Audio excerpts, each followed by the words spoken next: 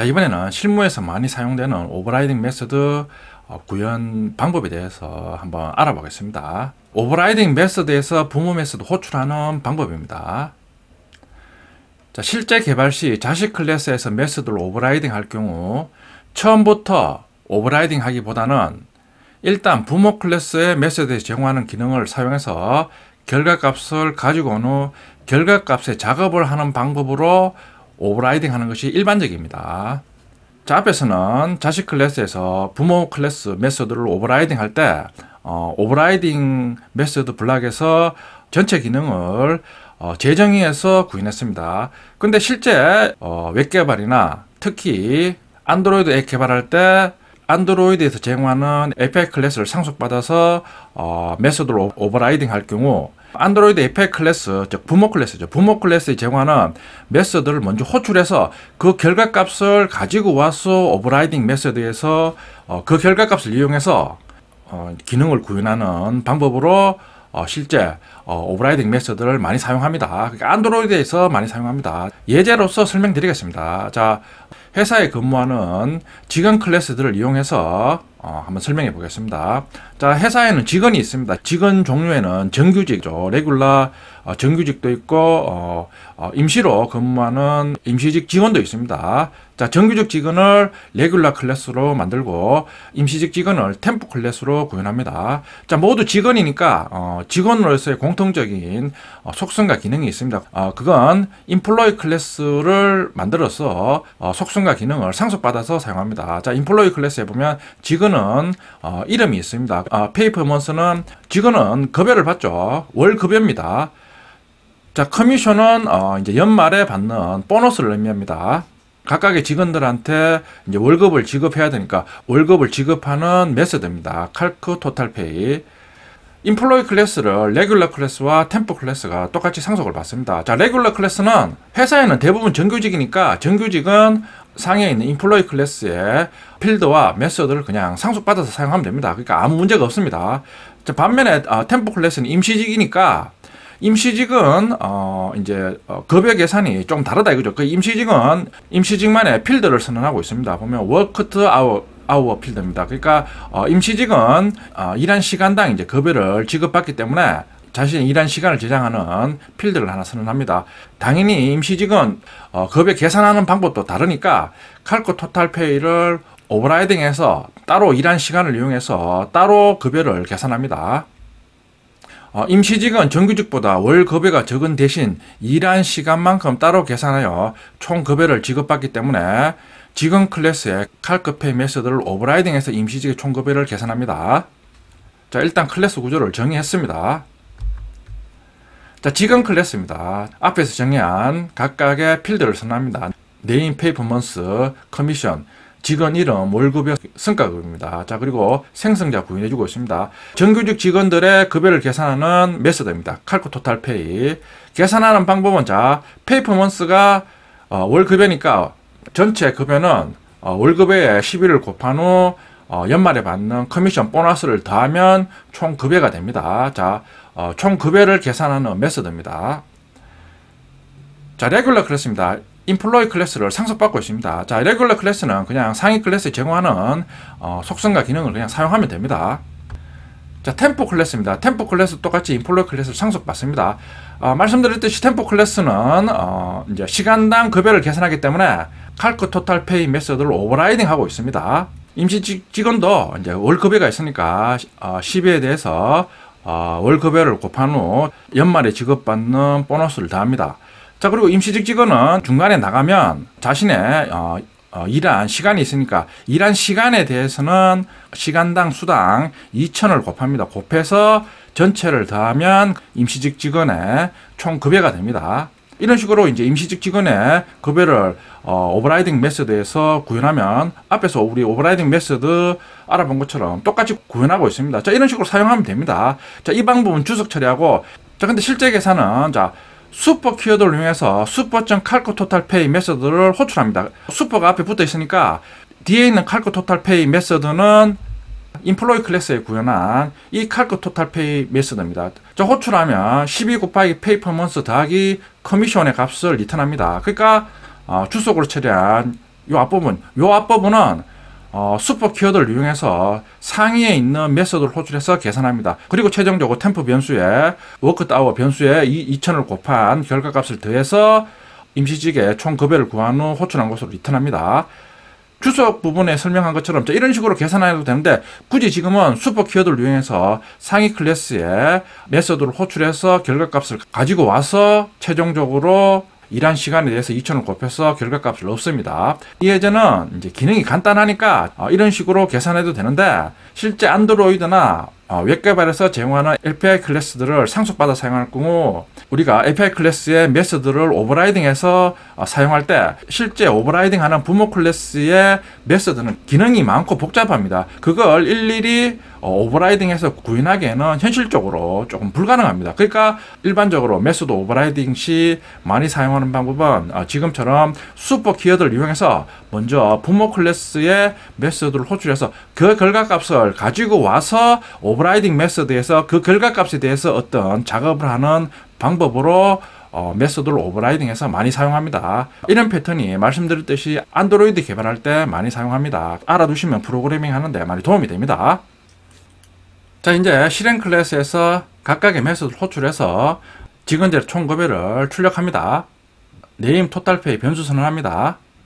자, 그리고 홍하고 리가 인플로이 타입으로 선언되는데 10장에서 배우는 다양성을 배우면 상위 클래스 타입 변수가 하위 클래스 타입 변수를 받을 수 있습니다. 지금 아직 안 배웠기 때문에 에리와 홍을 각각 레귤러 템포 클래스 타입으로 선언해주면 됩니다.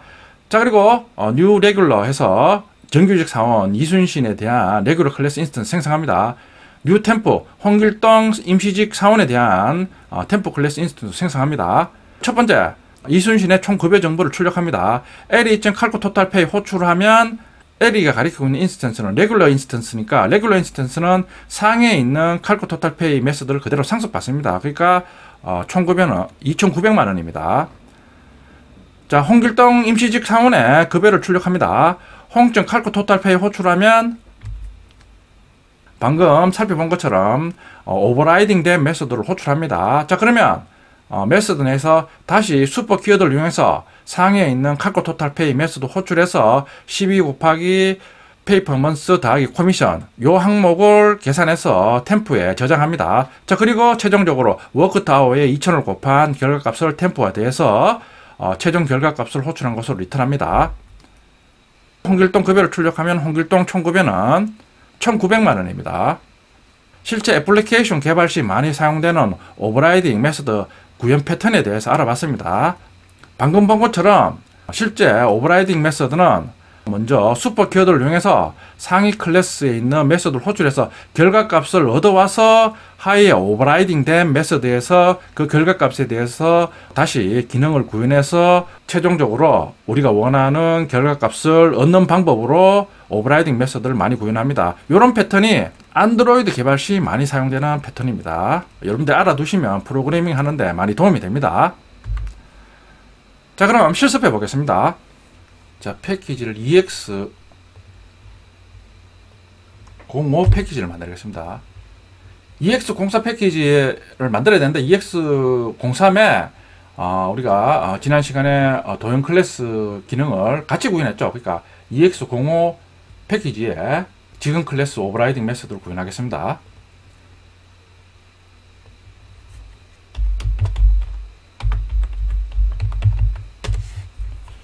인플로이 클래스 직원의 이름, 월급여, 연말 보너스를 저장하는 필드입니다. 자, 생성자를 구현해주고 있습니다. 매개 변수가 3개니까 생성자 호출 시 직원의 이름, 월급여, 연말 보너스 값을 전달해서 각각의 필드에 세팅합니다. 자, 정규직 총급여 구하는 메소드입니다.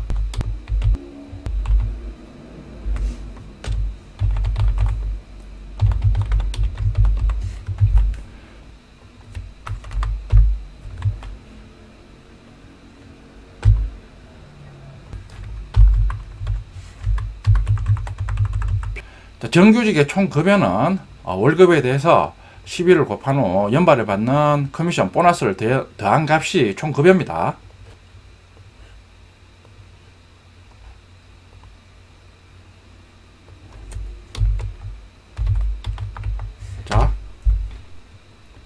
정규직 직원 클래스입니다. 똑같이 생성자 구현해주고 있습니다.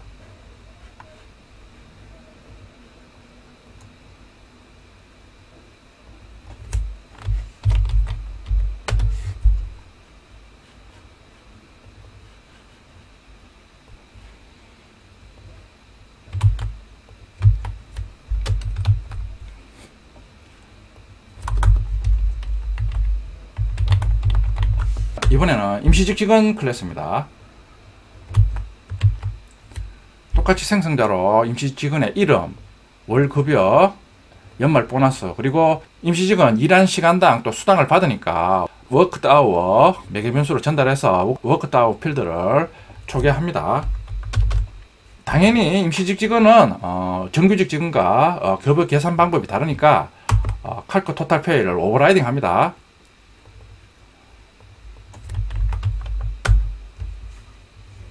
자, 앞에서 배운 방법으로 일단 구현해보면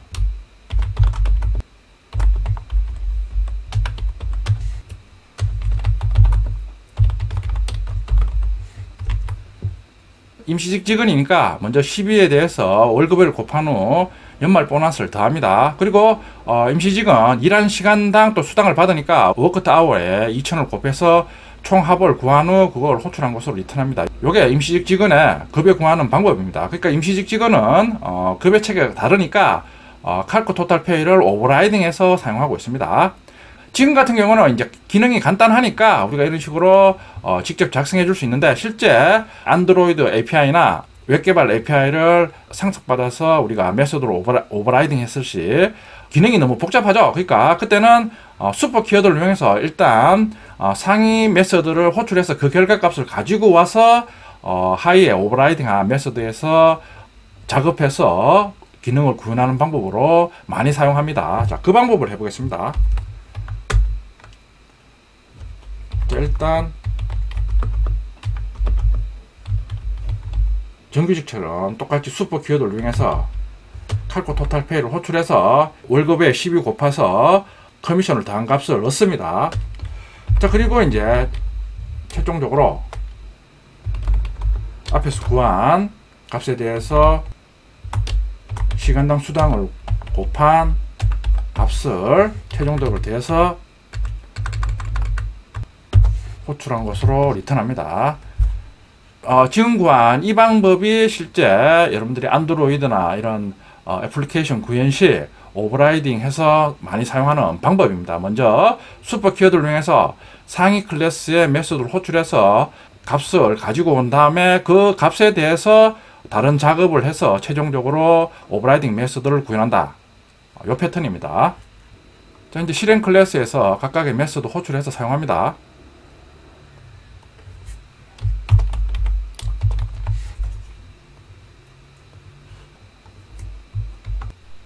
리홍, 레귤러 클래스 타입, 템포 클래스 타입, 참조 변수 선언 후, 뉴 레귤러, 뉴 템포 각각의 정규직 사원과 임시직 사원 클래스 인스턴스를 생성합니다. 자, 먼저 LE 참조 변수를 이용해서 이순신 사원 정보와 총 급여 정보를 출력합니다. LE.calc total pay 메소드 호출하면 LE가 가리키고 있는 인스턴스는 레귤러 클래스 인스턴스니까 가보면 레귤러 클래스는 인플로이 클래스에 있는 칼코 토탈 페이를 그대로 상속받아 사용합니다. 자, 실행하면 총급여 290만원이 출력됩니다. 자, 이번에는 홍길동 사원의 급여 정보를 출력합니다. 홍점 칼코 토탈 페이 호출하면 이번에는 오버라이딩 메소드가 호출됩니다. 가보면 자, 템포 클래스에 오버라이딩한 칼코 토탈 페이가 호출되어서 시간당 급여도 더한 총급여를 출력합니다. 자, 실행하면 자, 홍길동 사원의 총급여는 190만원입니다. 이순신 사원의 급여는 2,900만원입니다. 홍길동 사원의 급여는 1,900만원입니다. 자, 이것도 브레이크 포인트 찍어서 실제 오버라이딩 된 메소드 호출되는지 확인해 보면 되겠죠. 자, 똑같이 20행에 브레이크 포인트 찍어서 자, 실행하면 20행에 걸렸습니다. 자, 그리고 자, 한 줄 실행 가서 홍점 칼코 토탈 페이 호출합니다. 호출하면 자, 메소드 들어가 보면 템포 클래스에 오버라이딩한 메소드로 들어갑니다. 자, 그리고 슈퍼 칼코 토탈 페이하니까 또 스텝 인트로 들어가면 자, 상에 인플로이 클래스에 있는 칼코 토탈 페이가 호출됩니다. 자, 리턴하면 하이에 칼코 토탈 페이 오버라이딩 된 메소드로 돌아옵니다. 자, 그리고 다 실행하면 실행 클래스로 돌아옵니다. 자, 그리고 실행하면 자,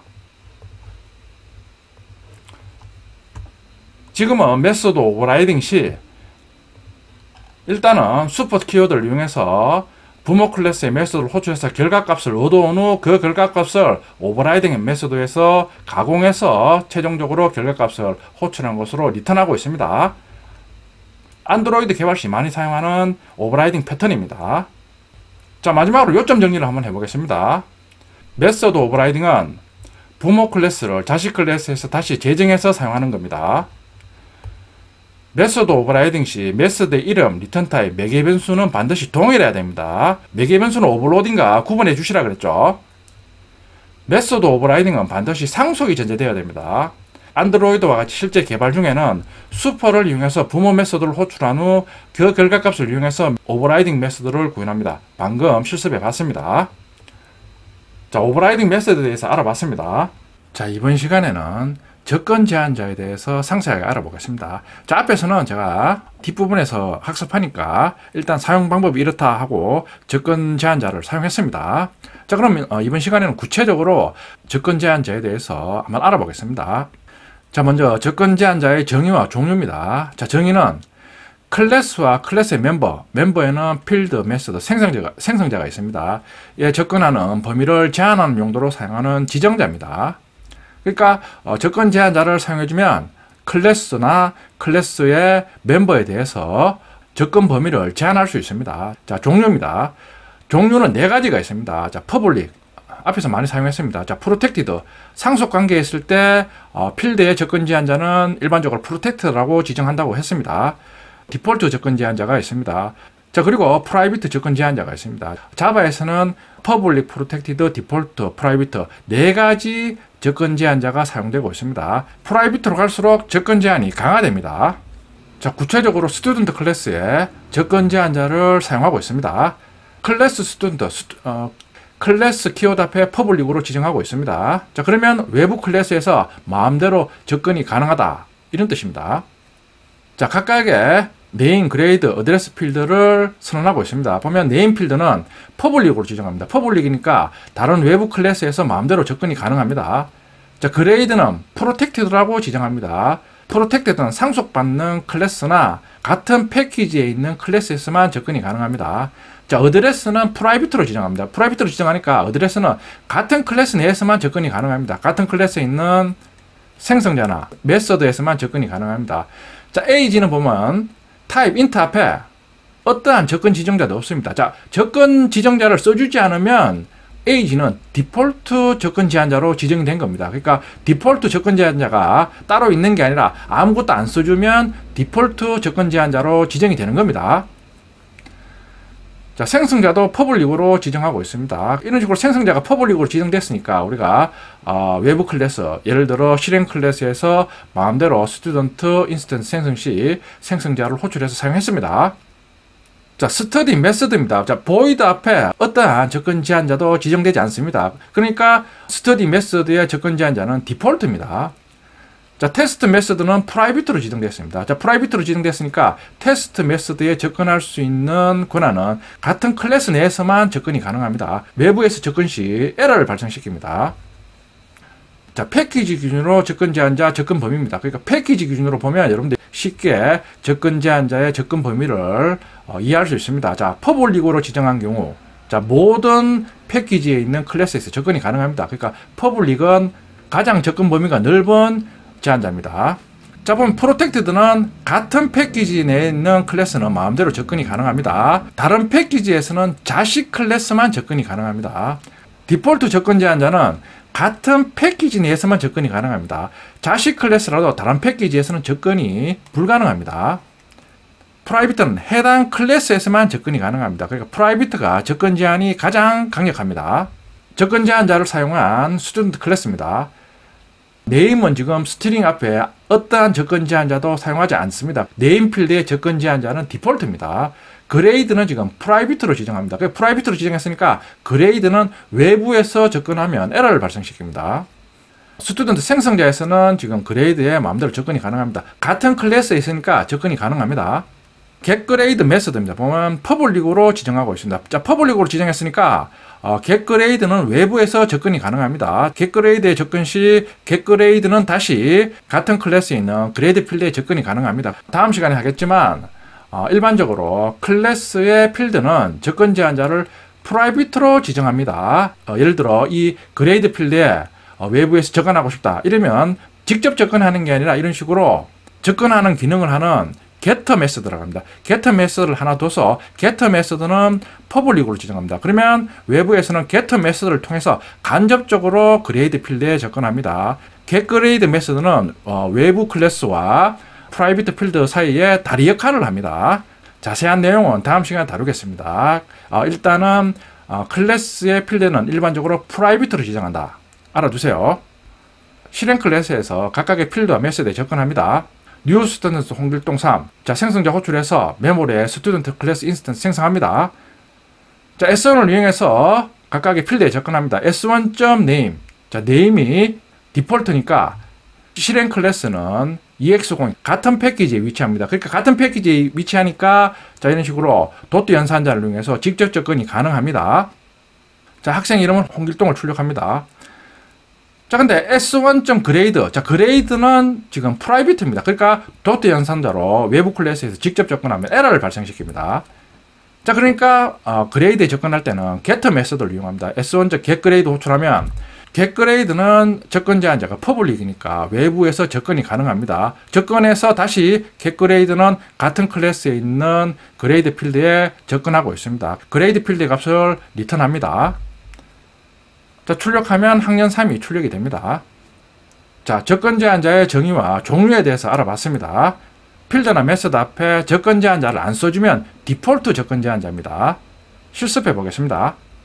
자, 절이 바뀌었으니까 섹션 04 패키지를 새로 생성합니다.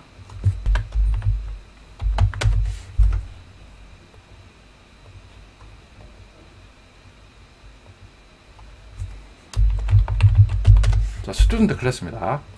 스튜던트.java 생성하면 클래스 스튜던트 앞에 자동으로 퍼블릭으로 지정됩니다. 필드 선언하면서 접근 제한자를 지정해주고 있습니다. 자, 네임 필드는 퍼블릭으로 지정합니다.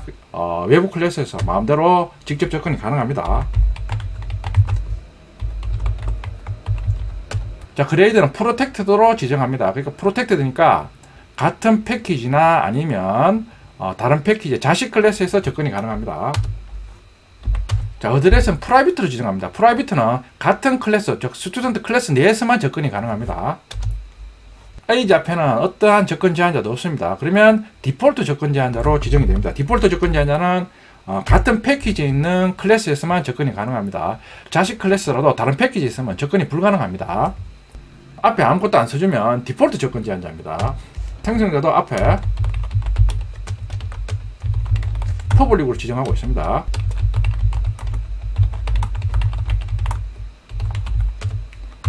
자, 생성자도 앞에 퍼블릭으로 지정해 줬으니까 우리가 다른 클래스, 즉 실행 클래스에서 마음대로 생성자를 호출해서 인스턴스를 생성했습니다. 매개 변수가 2개 있는 생성자도 생성자 이름 앞에 퍼블릭으로 지정합니다. 자, 다음은 메서드입니다. 스터디 메서드 void 앞에 어떠한 접근 제한자도 지정되지 않습니다. 그러면 디폴트 접근 제한자입니다.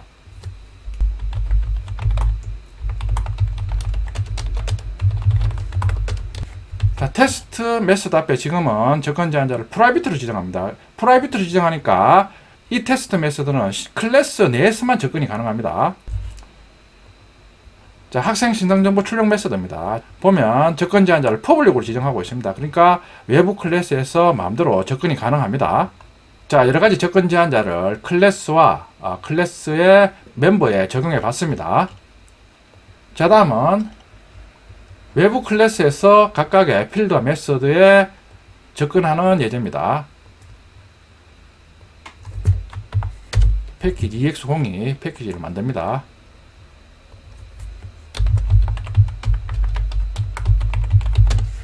똑같이 스튜던트 클래스를 생성합니다. 자, 네임 필드를 퍼블릭으로 선언했습니다. 그레이드를 프라이빗으로 선언합니다. 두 개의 스튜던트 생성자를 구현합니다.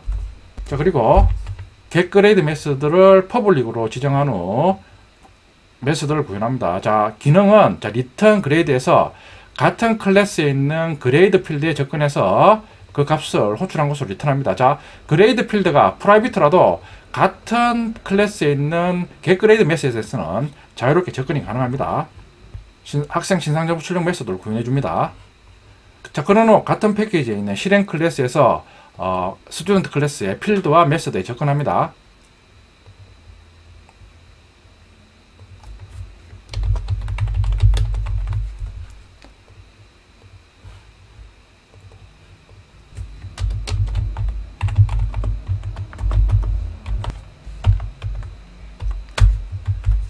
뉴 스튜던트 생성자 호출해서 홍길동 3 전달해서 스튜던트 클래스 인스턴스 생성합니다.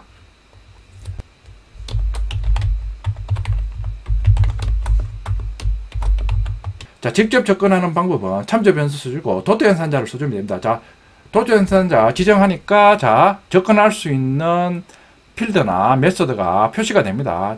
자 보면 s1.name 자, 직접 접근이 가능합니다. 자, 보면 스튜던트 클래스에 퍼블릭 접근 제한자가 지정되어 있으니까 마음대로 접근이 가능합니다. 자, 실행해보면 학생 이름 홍길동 출력이 됩니다. 반면에 그레이드에 접근해 보겠습니다.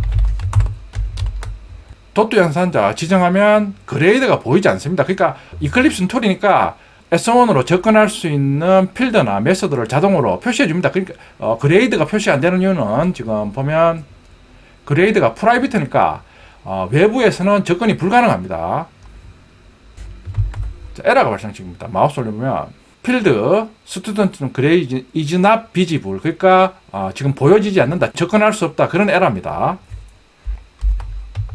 자, 그러면 그레이드 필드의 값을 가지고 오고 싶다, 접근하고 싶다, 그럴 때는 설명드렸듯이 getGrade를 이용하면 getGrade는 퍼블릭이니까 외부 클래스에 접근이 가능합니다. getGrade는 클래스 안에 위치하니까 같은 클래스에 있는 그레이드 필드에 접근이 가능합니다. 접근해서 그레이드 값을 호출한 것으로 리턴합니다. 자, 도트 연산자 쓰면 getGrade 표시가 됩니다. 실행하면 학생 학년 3 출력이 됩니다. 자, 말씀드렸듯이 클래스의 필드는 일반적으로 프라이빗으로 많이 지정합니다. 자, 프라이빗 지정 시 외부 클래스에서 각각의 필드에 접근 시는 getGrade처럼 퍼블릭으로 선언한 메소드를 통해서 간접 접근합니다. 그 이유는 다음 시간에 알아보겠습니다. 네 가지 접근 제한자에 대해서 알아봤습니다. 접근 제한자는 제가 앞에서 설명드렸듯이 패키지 기준으로 각각의 클래스들이 어떻게 접근하냐, 요 그림을 보고 여러분들이 이해하시면 쉽게 이해할 수 있습니다. 자, 이번에는 접근 제한자와 관련이 있는 객체 제한 개념인 캡슐화에 대해서 알아보겠습니다. 캡슐화 또는 어니카라고 부릅니다. 자, 캡슐화의 정의입니다. 접근 제한자를 사용하여 클래스의 필드나 메소드에 접근하는 방법을 일정하게 함으로써 프로그램이 일관성 있게 동작 및 관리하는 개념을 의미합니다. 앞에서 자바의 네 가지 접근 제한자에 대해서 학습했습니다. 접근 제한자를 사용하면 클래스의 필드나 메소드에 접근 범위를 지정해 줄 수 있었습니다. 일상생활에서도 자동차 운전을 예를 들면 여러분들이 자동차의 모든 동작 원리나 부품의 기능을 다 알고 자동차 운전을 하는 건 아닙니다. 자동차 운전 시 필요한 기능이나 동작 순서만 알면 쉽게 자동차를 운전할 수 있습니다. 이유는 자동차 만드는 회사에서 사용자가 모든 자동차의 기능에 접근할 필요 없이 운전에 필요한 필수적인 기능이나 순서만을 운전자가 사용할 수 있도록 만들어 놨기 때문에 사용자 입장에서는 자동차를 쉽게 운전할 수 있는 겁니다. 동일하게 접근 제한자를 사용하면 우리가 어떤 기능을 구현 시 사용자에게 사용하는 방법을 일정하게 지정을 해줄 수 있습니다. 그러니까 어떤 경로, 어떤 순서로만 사용하라, 다른 과정이나 다른 경로로 가는 경우는 접근 제한자를 이용해서 제한함으로써 사용 방법이나 기능 구현 방법을 일정하게 유지할 수 있습니다. 코드를 보면 쉽게 이해가 됩니다. 데이터라는 클래스를 구현하고 있습니다. 보면 자, 이 예제는 데이터 클래스에 필드 xy 밸류가 있을 때 밸류 필드에는 항상 같은 필드인 x, y의 합한 값을 밸류 필드에 저장하라. 이런 기능을 지금 구현하려고 합니다. 데이터 클래스에 지금 xy 밸류를 퍼블릭으로 지정해주고 있습니다. 그러니까 xy 밸류 필드는 외부 클래스에서 필드에 직접 접근이 가능합니다. 자, 그걸 생성자 구현해주고 있습니다. 자, 실행 클래스에서 필드 x와 필드 y의 값을 대해서 밸류 x에 저장하는 기능을 구현합니다. new 데이터 o, 지금 데이터 클래스 생성자 호출해서 5를 전달합니다. 자, 그럼 x와 y가 5로 각각 초기화 됩니다. 밸류에는 x와 y에 더한 값을 저장해야 되니까, 자, 지금 도트 연산자로 지금 직접 접근합니다. d.value는 d.x 더하기 d.y. 자, 직접 접근해서 밸류에 x와 y 합을 저장합니다. 그럼 10이 저장이 됩니다. 지금 이런 식으로 우리 앞에서 설명한 밸류에 x와 y 합을 저장하라는 기능을 구현하고 있습니다. 자, 근데 자, 이런 식으로 밸류에 우리가 x와 y 합을 저장하는 기능을 구현하면 때 밸류에는 x와 y의 합이 저장된다고 100% 보장할 수 없습니다. 자, 지금 같은 경우는 코드량이 적으니까 지금 일일이 접근해서 지금 기능을 구현하고 있습니다. 객체 지향 프로그래밍 전에는 어떻게든 결과값을 출력해야 된다는 게 프로그래밍의 목적이라고 그랬습니다. 자, 이런 식으로 지금 코딩을 하면 어쨌든 간 밸류에는 x 더하기 y가 저장이 됩니다. 근데 지금 같은 경우는 코드량이 적으니까 이런 식으로 일일이 우리가 직접 접근해서 작성해 줄 수 있습니다. 근데 실제 실무에서 구현하는 코드량은 지금 다루는 코드량보다 훨씬 많습니다. 그러면 이런 식으로 일일이 예를 들어 A라는 개발자가 어떤 기능을 구현했을 때 일일이 X, Y에 직접 접근해서 밸류에 대하는 코드로 작성했습니다. 자, 근데 이 A 개발자가 이제 퇴사를 하고 대체 개발자 B가 투입이 됐습니다. 그러므로 이제 B도 이제 기존의 A 개발자가 작성한 소스를 참고해서 기능을 구현합니다. 사람은 실수를 할 수 있습니다. 그러니까 밸류에 지금 X 더하기 Y가 저장되는데 B는 밸류에 주석해놓은 것처럼 X 곱하기 Y를 저장할 수가 있습니다. 그러니까 사람은 실수를 할 수 있으니까 자, 이런 식으로 일일이 직접 접근해서 코딩 시 B는 의도치 않게 다른 코드로 기능을 구현할 수 있습니다. 그러니까 이런 문제가 생기는 이유는 코드량이 많아짐에 따라 자, 이런 식으로 직접 접근해서 어떤 기능을 구현하면 밸류에 의도하지 않은 값이 저장될 수가 있습니다. 자, 그리고 이런 식으로 일일이 직접 접근해서 코드를 구현해주면 개발 후에 유지보수에도 바람직하지 않습니다. 예를 들어 지금은 밸류에 x 더하기 y의 값을 저장하라 이런 식으로 기능을 구현하는데 이제는 밸류에 x 곱하기 y의 값을 저장하라 이러면 코드량이 많아질 경우에는 일일이 다 찾아서 더하기를 곱하기로 다 변경해 줘야 됩니다. 그렇다는 것은 코드량이 많아지면 어디에 이 구문이 있는지 일일이 개발자가 다 찾아야 됩니다. 따라서 수정했다고 하더라도 개발자도 사람이니까 누락되는 코드가 있을 수 있습니다. 그러면 코드를 수정하고 다시 프로그램을 실행하면 수정한 부분은 잘 반영이 되는데 예상치 않게 아무 문제가 없던 부분이 다시 오동작하는 그런 경우가 생길 수가 있습니다.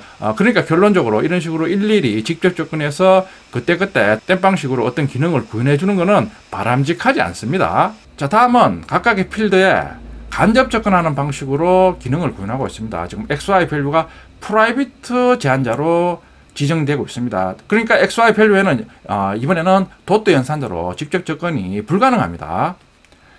자, 직접 접근이 불가능하니까 지금 setValue, getValue 메소드를 이용해서 간접 접근하고 있습니다. setValue, getValue는 지금 퍼블릭으로 지정되어 있습니다. 그러니까 외부의 클래스에서 자유롭게 접근이 가능합니다. 자, setValue 메소드 호출하면 자, setValue는 데이터 클래스에 위치하기 때문에 같은 클래스에 있는 XY 필드에 접근이 가능합니다. 그러니까 setValue 호출하면 XY 필드의 값을 대해서 밸류에 저장을 합니다. getValue는 밸류에 접근해서 밸류의 값을 리턴하고 있습니다. 이번에도 똑같이 실행 클래스에서 x와 y의 값을 밸류에 저장합니다. 주석 처리했는데 d.value는 d.x 더하기 d.y. 이번에는 더 이상 xy 필드에 직접 접근이 불가능합니다. 지금 xy가 프라이빗으로 선택됐기 때문에 직접 접근이 불가능합니다. 그러니까 이 예제 같은 경우에는 밸류의 값을 저장하기 위해서는 항상 setValue 메소드를 통해서 접근해야 됩니다. setValue 메소드 외에는 접근하는 방법이 없습니다. 그러니까 사용 방법을 제한함으로써 밸류에 접근하기 위해서는 반드시 setValue 메소드를 거쳐가야 된다. 그 의미입니다. 자, 그럼 이번에는 항상 밸류 필드에는 x와 y의 합이 저장된다는 걸 보장할 수 있습니다. 자, 이런 식으로 구해주니까 우리 앞에서 본 것처럼 직접 접근 시에는 x와 y 더한 결과를 항상 밸류에 저장하는 이 코드를 작성해 줘야 되는데 지금은 그럴 필요가 없습니다. 그냥 메서드만 호출하면 자동으로 밸류에는 x와 y의 합이 저장됩니다. 자, 이런 식으로 작성하면 또 유지보수 면에서도 훨씬 유리합니다. 예를 들어 밸류에 x와 y의 곱을 저장하라 이러면 setValue에 있는 요 코드에 x 더하기 y를 x 곱하기 y로 변경해주면 모든 코드에 일괄적으로 다 적용이 됩니다. 그러니까 앞에서 말씀드린 것처럼 일일이 해당 부분 찾아가서 짜집기 하듯이 수정 안 해줘도 됩니다. 그러면 우리가 어떤 변경사항이 적용되더라도 100% 변경사항이 적용된다는 걸 보장할 수 있습니다. 자, 똑같이 밸류에 접근할 때도 getValue 메소드를 호출해서 접근합니다. 자, 출력하면 자, 5탄데 10이 출력이 됩니다. 5 더하기 5니까 10입니다. 자, 접근 제한자를 이용해서 일관성 있게 각각의 필드에 접근하는 예제를 살펴봤습니다. 자바 API에서도 이런 식으로 접근 제한자를 이용해서 사용자에게 어떤 기능을 사용 시 일정한 순서, 일정한 과정으로 편리하게 기능을 사용할 수 있도록 제공합니다. 자, 그게 이제 23장에서 배우는 데이터베이스에 접근 시 사용하는 JDB 기능입니다. 자바에서는 모든 데이터베이스에 각각 따로 접근하는 방법이 있는 게 아니라 캡슐화 개념을 이용해서 자바에서는 어떤 데이터베이스에 접근하더라도 접근하는 방법을 일관성 있게 유지해서 사용자가 쉽게 데이터베이스를 사용할 수 있도록 만들어 놨습니다. 그 내용은 23장 JDBC에서 상세하게 다루겠습니다. 자, 캡슐화 예제를 실습해 보겠습니다. 자, EX03 패키지를 만듭니다. 클래스 데이터 클래스.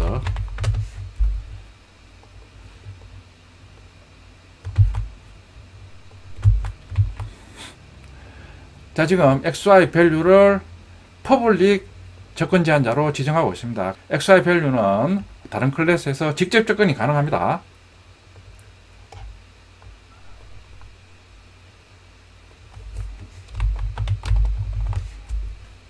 실행 클래스입니다.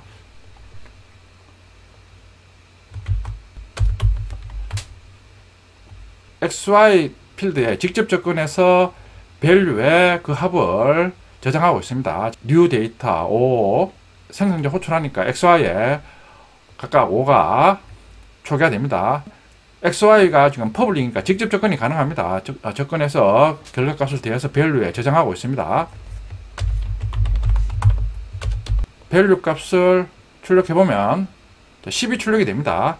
자, 이런 식으로 필드에 직접 접근하는 방법은 바람직하지 않은 방법입니다. 예를 들어, 자, 밸류에 이번에는 X와 Y의 곱을 저장하라 이러면, 자, 일일이 해당 부분을 찾아가서, 수정을 해줘야 됩니다. 근데, 소출량이 많아지면, 개발자가 실수로 빠뜨릴 수가 있습니다. 실제 개발을 하다가, 요구사항이 와서, 자, 이런 식으로 변경을 했는데, 해당 부분은 적용이 되는데, 다른 부분에서 문제가 일어난다. 이런 식으로 이제 문제가 발생할 수 있습니다. 그게 지금처럼 일일이 짜집기 하듯이 요구사항 오니까 그때그때 땜빵 하듯이 이런 식으로 날코딩이라고 합니다. 이런 식으로 날코딩식으로 그때그때 구현해서 사용하면 또 요구사항이 와서 어떤 부분에 대해서 수정을 했는데 또 예상치 않게 다른 부분에서 또 문제가 일어납니다.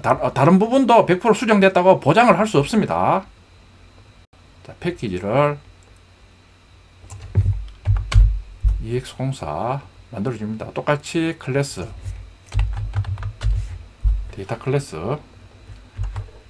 자, 이번에는 XY 밸류 필드를 프라이빗으로 지정하고 있습니다. 그러니까 이번에는 더 이상 XY 밸류에 직접 접근이 불가능합니다. 자, 접근하기 위해서는 setValue, getValue 메서드를 이용해서 접근하고 있습니다. 자, setValue 호출하면 밸류에는 X와 Y의 합이 저장됩니다. 지금은 밸류에 값을 저장하기 위해서는 실행처럼 이런 식으로 접근하면 에러가 발생하니까 사용할 수 없습니다. 그러니까 밸류에 접근하기 위해서는 항상 setValue 메소드를 호출해야 됩니다. 그러면 setValue에서는 x와 y의 더한 값을 밸류에 저장되니까 이번에는 어떤 곳에서 밸류를 사용하든 밸류에는 항상 x 더하기 y의 결과값이 저장이 됩니다. 자, 이런 식으로 구현했을 때 좋은 점이 밸류에 x와 y의 곱한 결과값을 저장하라 이러면 setValue만 바꿔주면 다른 위치에서 밸류를 사용하든 밸류에는 항상 x와 y의 곱이 저장된다는 걸 100% 보장할 수 있습니다.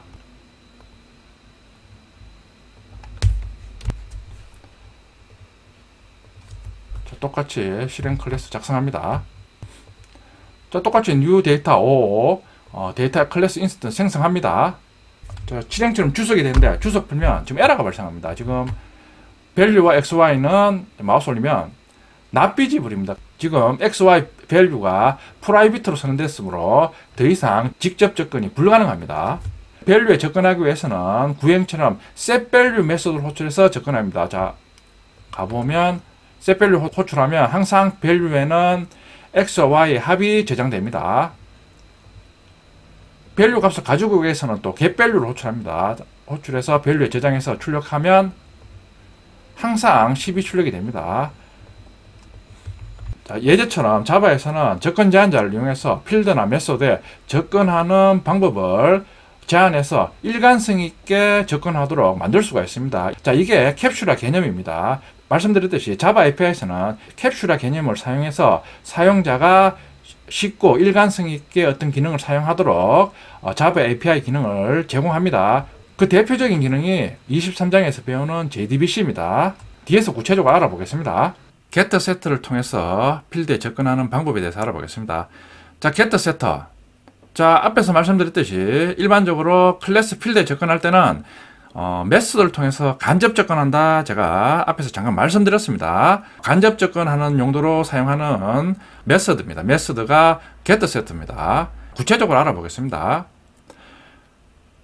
클래스의 필드에 간접 접근하기 위해서 사용되는 메소드들입니다. 방금 말씀드렸습니다. 필드가 민감한 정보인 경우, 예를 들어 필드에 주민등록번호와 같은 민감한 정보가 저장될 수가 있겠죠. 자, 그럴 때는 이제 저장되기 전에 뭐 암호화라든가 아니면 또 저장된 필드 값을 가져오기 전에 예를 들어 주민등록번호 같은 경우에는 별표 처리를 한다든가 이런 처리를 메소드를 통해서 간접 접근하니까 메소드에서 필드에 접근하기 전에 어떤 작업을 해줄 수 있습니다. 자, 근데 예외적으로 불린 타입 필드 getter 메소드는 get으로 시작되는 게 아니라 is에 대해서 필드명하고 갈로 열고 닫고로 메소드명이 만들어집니다. 자, 코드를 보면 쉽게 이해할 수 있습니다. 자, 멤버 클래스입니다. 회원은 이제 주민등록번호가 있고 이름이 있고 성인이냐 아니냐 여부를 판별하는 정보를 필드에 각각 저장합니다. 각각의 필드에 대해서 get setter 메소드 만드는 방법은 getter는 get 쓰고 뒤에 필드명을 나열해 주면 됩니다. setter는 set 쓰고 뒤에 필드명을 나열해 주면 됩니다. 자, get주민이니까 주민등록번호를 가지고 오겠다 그런 의미입니다. 주민등록번호는 이제 민감한 정보입니다. 그렇게 가지고 올 때 자, 이런 식으로 메소드 내에서 주민번호 뒷자리에 대해서 별표 처리를 해준다는가 이런 필드의 값을 가지고 오기 위해서 어떤 작업을 해줄 수 있습니다. 자, set주민 매개 변수로 전달된 주민번호를 주민 필드에 세팅합니다. 자, 이런 식으로 세팅하기 전에도 지금은 바로 세팅하지만 세팅하기 이전에 어떤 주민번호에 대한 암호화 작업 이런 작업을 별도로 해줄 수가 있습니다. 자, 이런 식으로 메소드를 통해서 간접 접근 시 필드에 데이터를 저장하기 전에 어떤 작업을 해줄 수 있습니다. 자, getName, setName 똑같이 네임 필드에 접근할 때 getter set를 이용해서 접근합니다. isAdult 필드는 불린 타입이니까 불린 타입의 getter는 is하고 뒤에 필드명을 붙여서 사용합니다. 자, set는 똑같습니다. setAdult adult 매개 변수로 전달된 값을 adult 필드에 세팅을 합니다. 일반적으로 클래스 필드에 접근할 때는 getter set를 이용해서 간접 접근합니다. 실제 웹 개발 시에도 클래스의 필드는 getter set를 이용해서 간접 접근합니다. 자, 실행 클래스입니다. 자, new 멤버에서 방금 살펴본 멤버 클래스 인스트를 생성합니다. 자, set를 이용해서 각각의 필드에 값을 세팅합니다. set name 홍길동, set 주민, 자, 주민번호를 세팅하고 있습니다. set adult, true, 성인이기 때문에 true로 세팅을 합니다. 자, 이 getter를 이용해서 각각의 필드의 값을 가지고 오고 있습니다. member.getName 설정한 홍길동을 네임 변수에 리턴합니다. member.get주민, 자, get주민 리턴하면 get주민은 자, 앞에서 본 것처럼 주민 필드의 값을 가지고 오기 전에 주민번호 뒷자리를 별표 처리해주고 있습니다. 자, 주민번호를 출력하면 뒷자리가 지금 별표 처리돼서 출력이 되고 있습니다. 성인 여부를 알기 위해서 isAdult 메소드로 adult 필드의 값을 가지고 옵니다. 자, 출력하면 true가 출력되고 있습니다. getter set 메소드를 이용해서 클래스의 필드에 접근하는 예제를 실습해 봤습니다. 자, 이런 식으로 getter set 메소드를 이용하면 자, 예를 들어 우리가 주민번호를 가져왔을 때, 자, 지금은 주민번호를 바로 출력하면 뒷자리에 별표 처리가 되어서 출력합니다.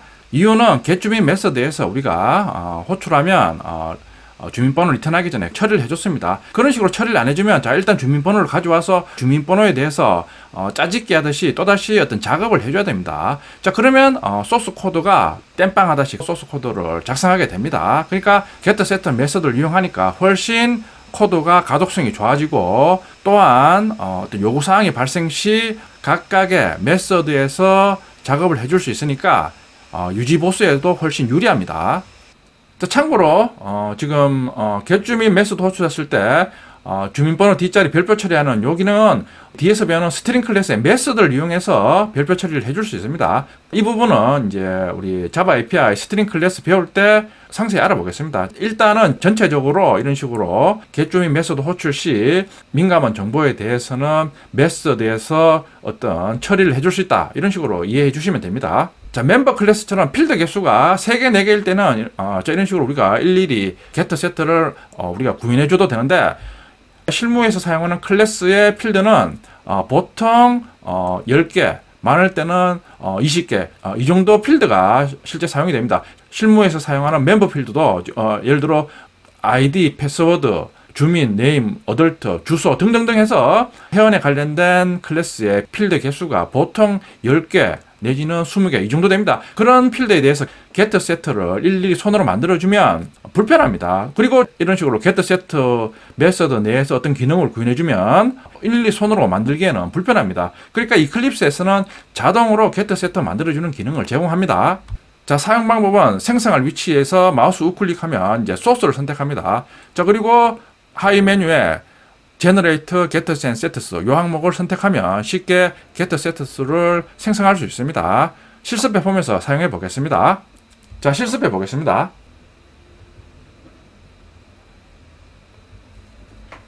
자, EX05 패키지를 생성합니다.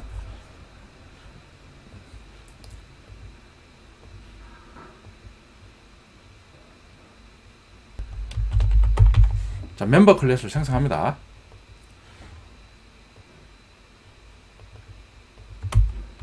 자, 멤버 클래스에 3개의 필드를 선언합니다. 주민 필드는 주민번호가 저장됩니다.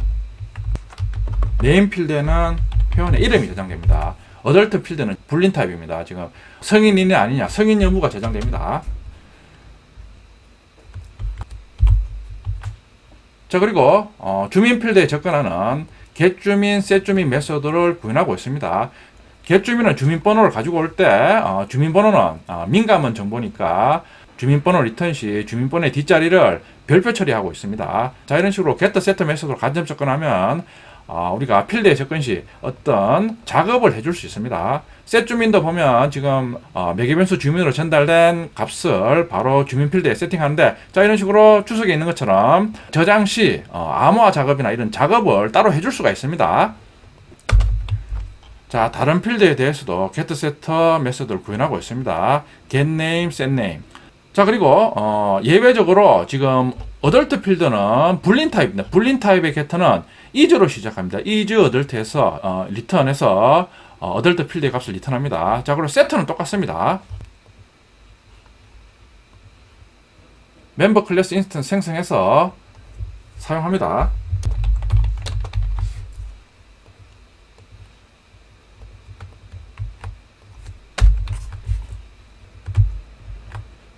뉴 멤버에서 멤버 클래스 인스턴스 생성합니다. set를 이용해서 각각의 필드의 값을 세팅합니다. setName에서 홍길동, setJumin, 자, 주민번호를 주민 필드에 세팅합니다. setAdult, true로 세팅합니다.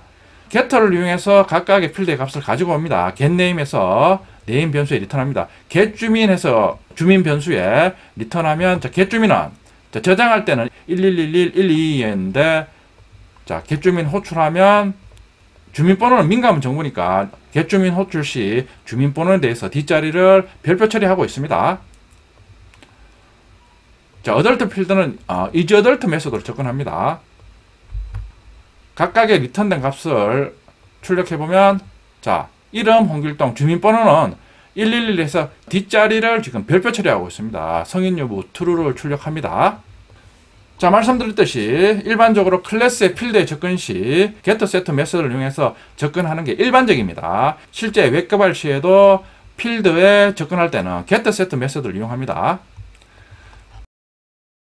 필드의 개수가 많아지면 getSet 메서드를 일일이 구현해 주는 게 불편합니다. 자, 이클립스에서 자동으로 getSet 만드는 방법을 알아보겠습니다.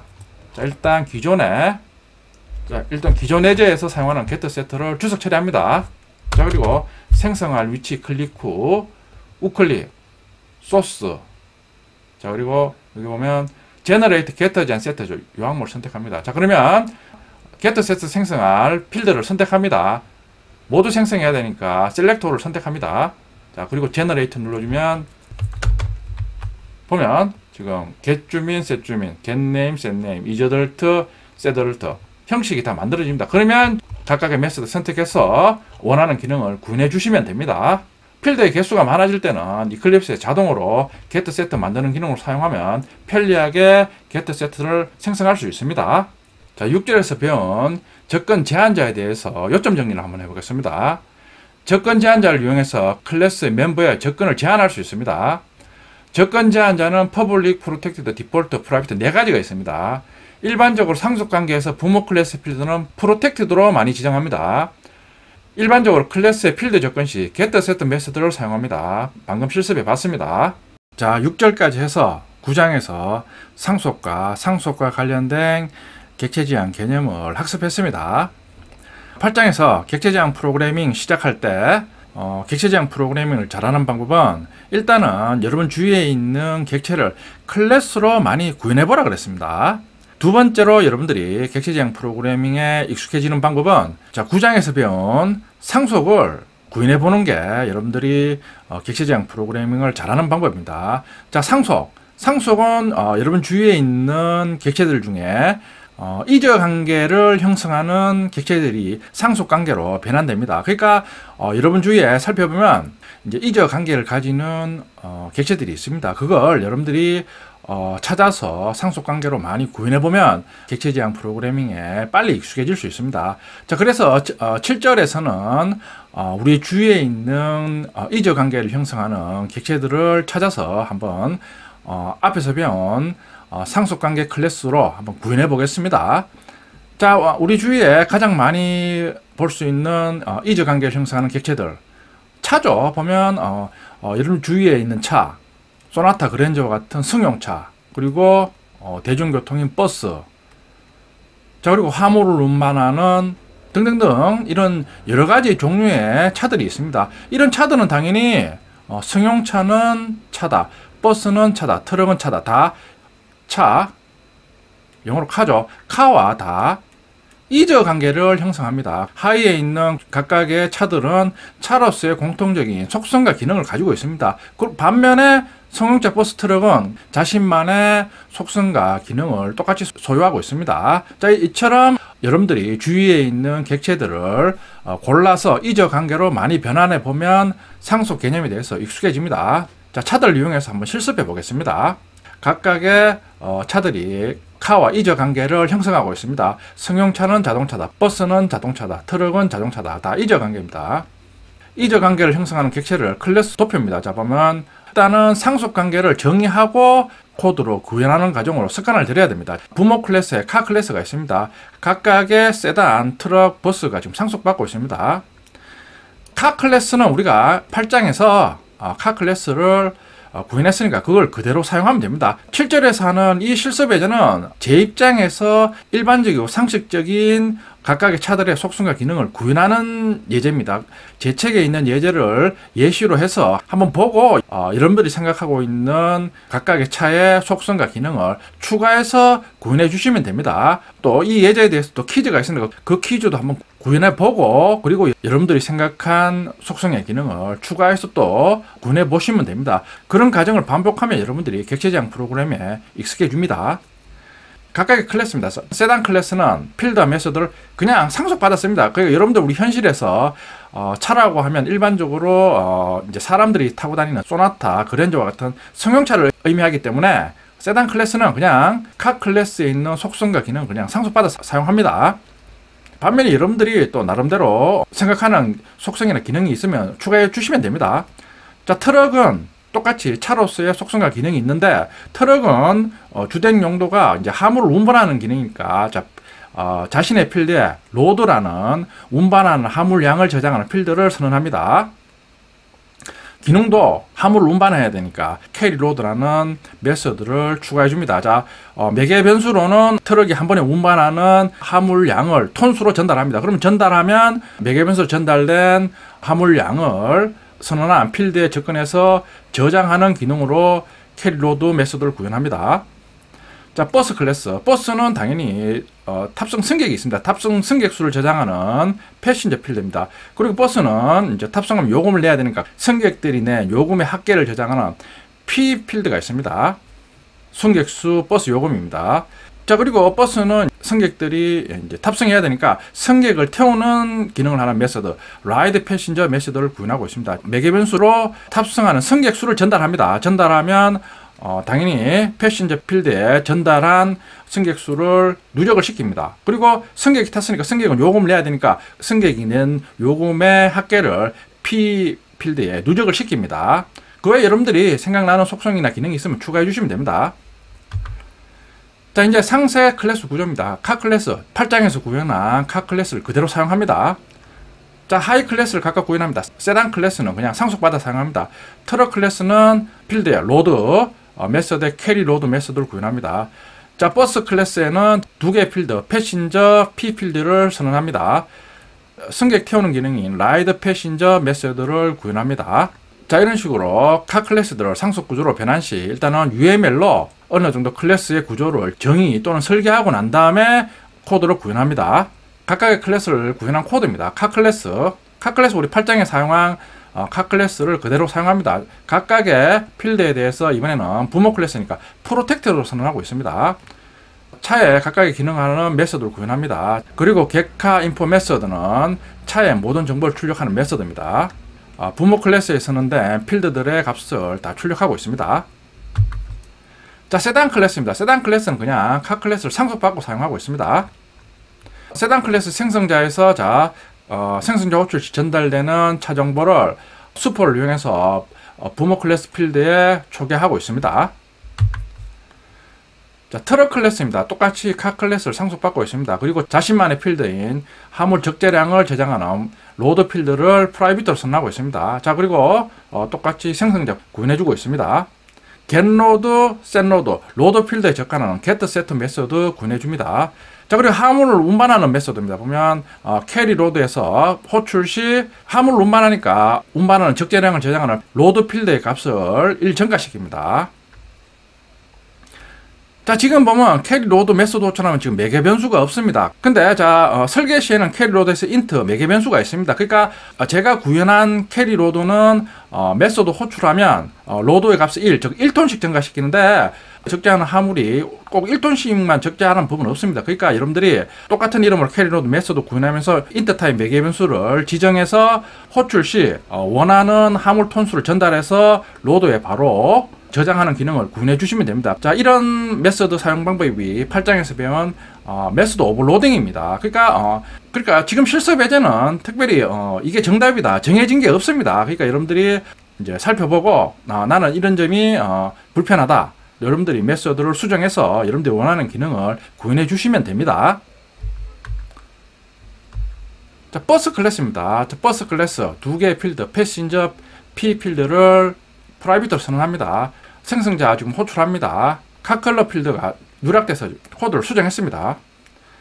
필드에 대한 getSet 메서드를 구현합니다. 승객을 태우는 메서드를 구현하고 있습니다. 라이드 패신저에서 자, 설계 시에는 매개 변수가 있었는데 지금도 매개 변수가 없습니다. 그러니까 호출하면 한 명만 버스에 태웁니다. 버스에 한 명이 승차하면 패신저 필드를 1 증가시킵니다. 그리고 버스 요금이 1,000원입니다. 그러니까 P필드에 승객이 낸 요금 1,000원을 누적시킵니다. 라이드 패신저 메서드도 지금 호출하면 한 명만 탑승합니다. 근데 여러분들 버스 타면 꼭 정류장마다 한 명만 타라는 법이 없죠. 그러니까 똑같이 라이드 패신저를 오버로딩해서 매개 변수로 탑승하는 승객 수를 전달하면 똑같이 패신저와 P에 각각의 승객 수와 버스 요금이 누적되도록 여러분들이 메소드를 오버로딩해서 구현해 보시면 되겠죠. 실제 구현한 클래스들을 실행 클래스에서 인스턴스 생성해서 사용합니다.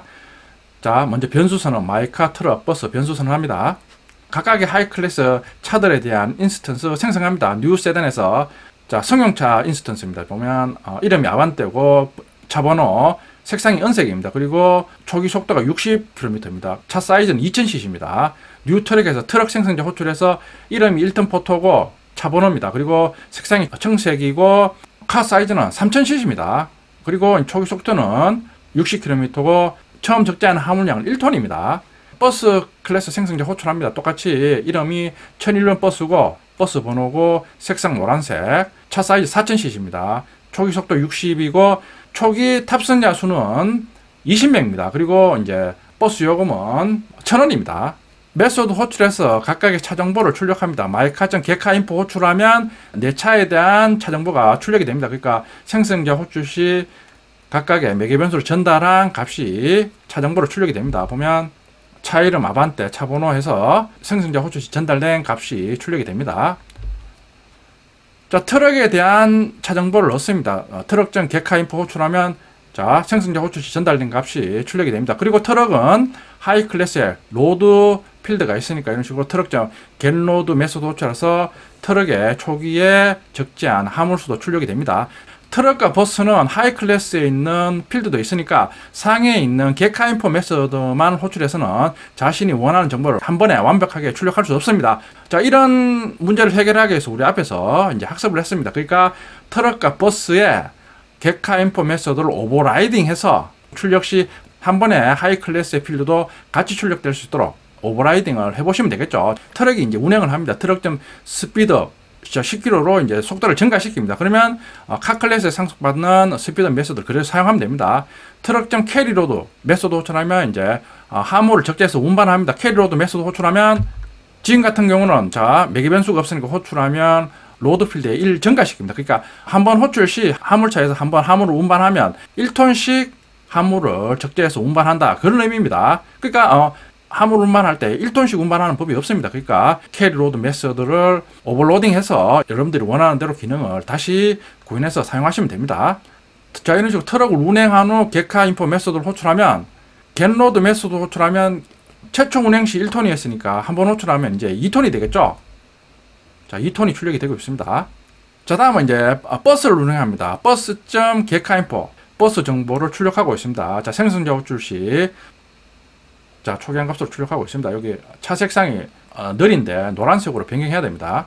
하이 클래스에 있는 패신저와 P필드의 값을 getter 이용해서 출력합니다.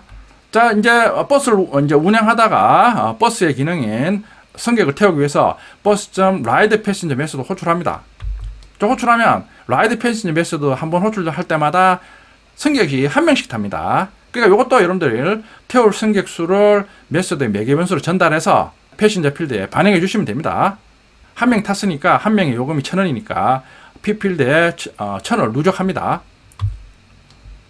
자, 그런 후 다시 버스 정보를 출력하면 자, 승객 수는 21명이고 승차 요금은 21,000원입니다. 그러니까 기존에 버스 생성자 호출 시에 최초에 승객 수가 20명이니까 20 곱하기 1000을 하면 누적된 버스 요금이 2만원이죠. 2만원에서 라이더 패신저 호출했으니까 한 명이 더 탔으니까 승객 수는 21명이고 버스 요금은 21,000원이 됩니다. 자, 실행 결과입니다. 자, 설명드렸습니다. 자, 퀴즈가 있습니다. 자, 앞에 말씀드렸듯이 버스 클래스의 라이드 패신저 메시드는 한 명씩 탑승하게 되어 있는데 오버로딩을 적용해서 여러 명이 탑승하는 기능을 구현해 보세요. 라이드 패신저 뿐만 아니라 트럭 클래스의 캐리로드 메소드도 똑같이 오버로딩으로 캐리 메소드 호출할 때마다 운반하려고 하는 화물 톤 수를 마음대로 지정할 수 있습니다. 자, 그리고 카 클래스의 getCarInfo 메소드는 하이 클래스에 그대로 사용하기는 불편합니다. 각각의 하이 클래스에 재정해서 구현해 보세요. 상위에 있는 getCarInfo 메소드를 호출하면 카 클래스에 있는 필드 정보만 출력합니다. 근데 트럭이나 버스 같은 경우에는 자신의 필드도 가지고 있기 때문에 getCarInfo 메소드 호출한 후 또 추가적인 작업을 해줍니다. 그러니까 오버라이딩 해서 한 번 호출 시 모든 정보가 출력되도록 구현해 보세요. 자, 이상으로 우리 주위에 있는 여러 가지 자동차들을 상속 관계로 한번 구현해 봤습니다. 또 책에 있는 예제를 보면 또 수정하고 싶은 좀 아쉬운 점이 지금 트럭이나 버스 클래스에서 생성자 구현해 놨는데 생성자 호출 시 지금 부모 클래스에 있는 필드들을 우리 앞에서 배운 슈퍼 키워드 이용해서 초기화를 해주고 있습니다. 자, 근데 우리 앞에 상속 실습 시에는 필드 개수가 몇 개 안 되니까 저희는 식으로 슈퍼에서 하이 클래스 생성자에서 초기화해도 상관없는데 지금 같은 경우도 보면 카 클래스, 부모 클래스 필드가 지금 5개죠. 실제 클래스의 필드가 많습니다. 그러면 자 일일이 슈퍼를 이용해서 이런 식으로 초기화를 해도 되는데 좀 불편합니다. 그러니까 다른 방법이 슈퍼 이용해서 매개 변수를 전달해서 호출하는 그 방식으로 사용하면 훨씬 코드가 간결해질 수 있겠죠. 카 클래스에 보면 지금 기본 생성자만 구현했는데 카 클래스의 필드의 개수만큼 매개 변수가 있는 카 클래스 생성자 구현해서 하이 클래스의 슈퍼를 이용해서 카 클래스에 매개 변수가 있는 생성자 호출해서 사용하면 훨씬 더 구조가 간결해지고 명확해지겠죠.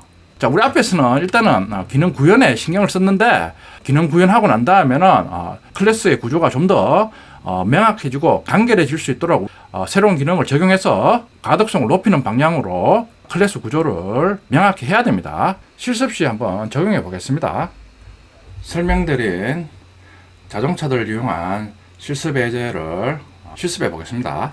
제가 말씀드렸듯이 객체 지향 프로그래밍 할 때는 먼저 기능에 관련된 클래스들의 구조를 먼저 정의, 즉 설계 후 각각의 클래스들을 코딩하는 과정으로 프로그래밍 하는 걸 습관화 들어야 된다 말씀드렸습니다. 당장 코드를 작성해서 기능을 구현하면 코드의 양이 적을 때는 그렇게 할 수 있는데 기능이 많아지거나 코드 양이 증가하면 그런 식으로 자꾸 코딩하면 여러분들이 전체를 보지 못하고 부분만을 보는 그런 실수를 많이 합니다. 그러니까 자꾸 그런 식으로 하면 또다시 짜집기 하듯이 또 기능을 구현하게 됩니다. 그러니까 자바는 객체 지향 언어이기 때문에 설계 중심 언어입니다. 그러니까 여러분들이 처음에는 좀 낯설더라도 항상 먼저 구조부터 정의하고 코딩하는 과정으로 기능을 구현해야 됩니다. 그런 식으로 습관을 들이셔야 됩니다. 이 책에 대해서 여러분들이 어느 정도 익숙하면 또 다른 상위 레벨의 책을 또 보고 여러 가지 클래스들을 정의하는 그런 기법을 배워서 또 반영하고 이런 식으로 스킬을 향상시켜야 됩니다. 또 클래스 다이어그램을 생성하겠습니다.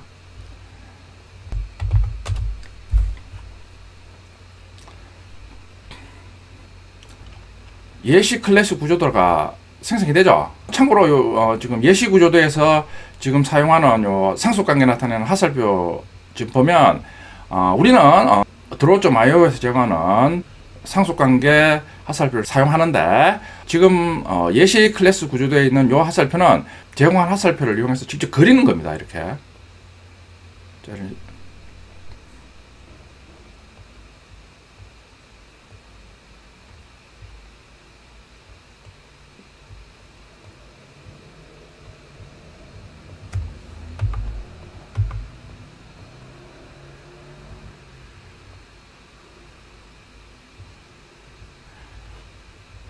기존에 이제 검정색 화살표머리입니다. 요걸 클릭하면 자 여기 흰 화살표머리로 선택해서 자 이런 식으로 직접 화살표를 지정해서 상속관계로 그리는 겁니다. 참고로 알아두세요.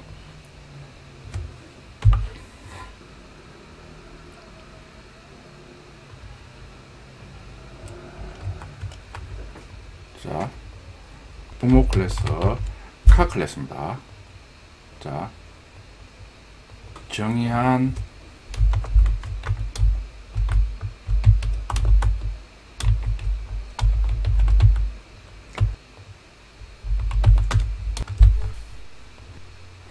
자 카 클래스의 필드를 정의했습니다.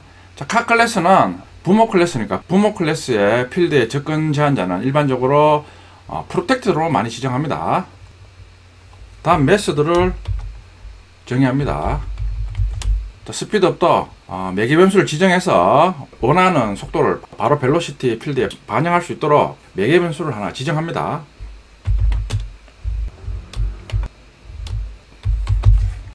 자, 카 클래스에 관련된 메소드를 정의했습니다. 하이 클래스를 정의합니다. 자, 먼저 승용차를 클래스화한 세단 클래스입니다. 자, 세단 클래스는 상위에 있는 카 클래스의 속성과 기능을 그대로 상속받아 사용하면 됩니다.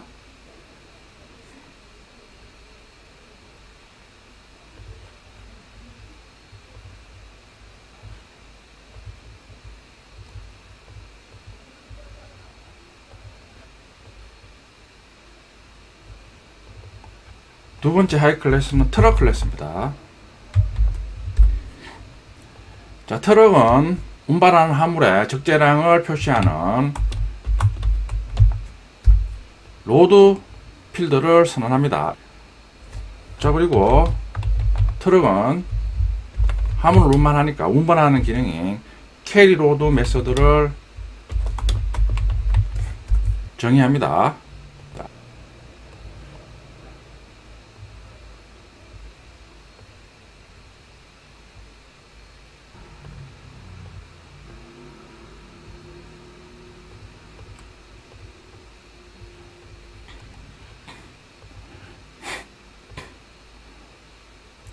자, 세 번째 하이 클래스 버스 클래스입니다.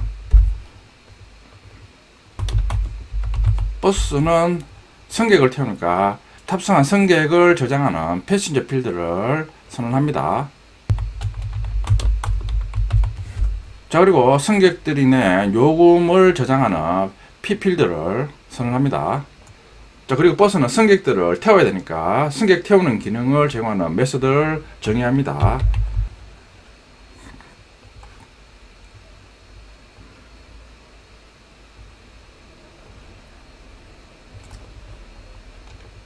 카 클래스에 관련된 클래스들을 상속관계로 정의했습니다.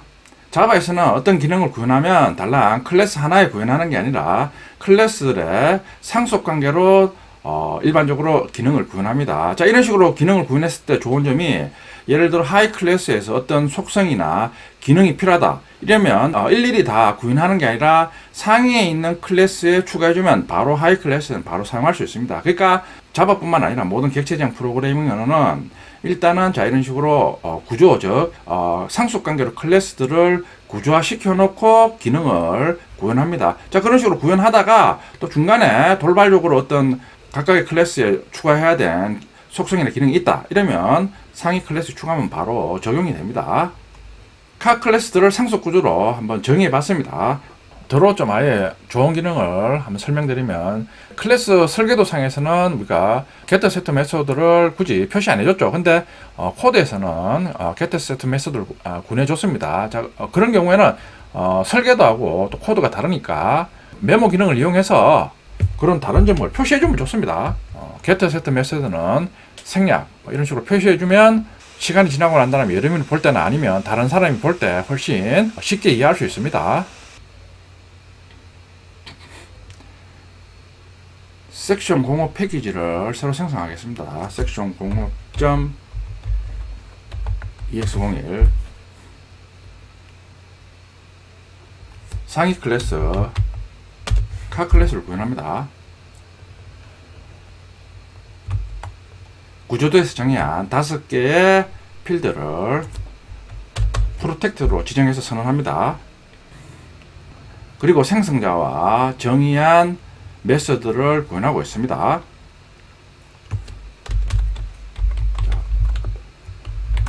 파크 메서드도 구현해줍니다. 자, 차를 주차하면 속도는 0이 됩니다. 자, 그리고 차 정보를 출력하는 메서드 getInfo 메서드도 구현합니다. 호출 시 카 클래스의 필드 값을 문자를 만들어서 호출한 것으로 리턴합니다. 자, 저는 지금 카피해서 사용하는데 여러분들은 좀 시간이 걸리더라도 스킬 향상을 위해서 코드 보면서 꼭 구현해 주세요.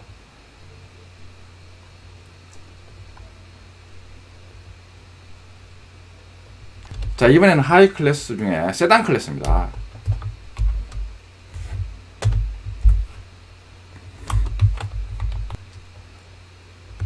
세단 클래스는 상해에서 제공하는 속성과 기능을 그대로 사용합니다. 자, 매개 변수가 있는 생성자만 지정해서 자, 생성자 호출 시 각각의 매개 변수로 전달된 값을 이용해서 수표 키워드를 이용해서 상위 클래스에 있는 5개의 필드를 초기화합니다.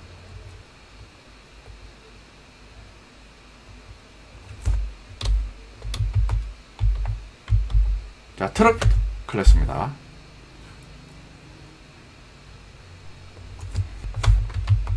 자, 똑같이 카 클래스를 상속받습니다. 트럭 클래스는 자신이 운반하는 적재 화물량을 저장하는 로드 필드를 따로 손내줍니다. 자, 똑같이 매개 변수가 있는 생성자를 구현합니다. 매개 변수 호출 시 전달된 값으로 상위 클래스의 필드를 초기화합니다. 자, 그리고 자신의 로드 필드도 초기화합니다. 로드 필드에 대한 getSet 메소드도 구현합니다. 자, 지금은 트럭 클래스에 getSet 메소드를 지금 같이 구현하는데 뒷부분에서 배우면 getSet도 또 따로 클래스로 분리해서 사용합니다. 지금은 getSet를 트럭 클래스에 같이 구현하고 있습니다. 근데 getSet는 필드에 접근하는 용도지 특별한 기능은 없습니다. 자, 그리고 화물 운반하는 기능인 캐리로드 메소드를 구현하고 있습니다. 자, 메소드 호출 시 로드 값을 1 증가시킵니다. 트럭은 한번 화물을 운반할 때마다 1톤씩 운반한다, 그런 의미입니다. 자, 다음은 버스 클래스입니다. 똑같이 카 클래스를 상속받습니다.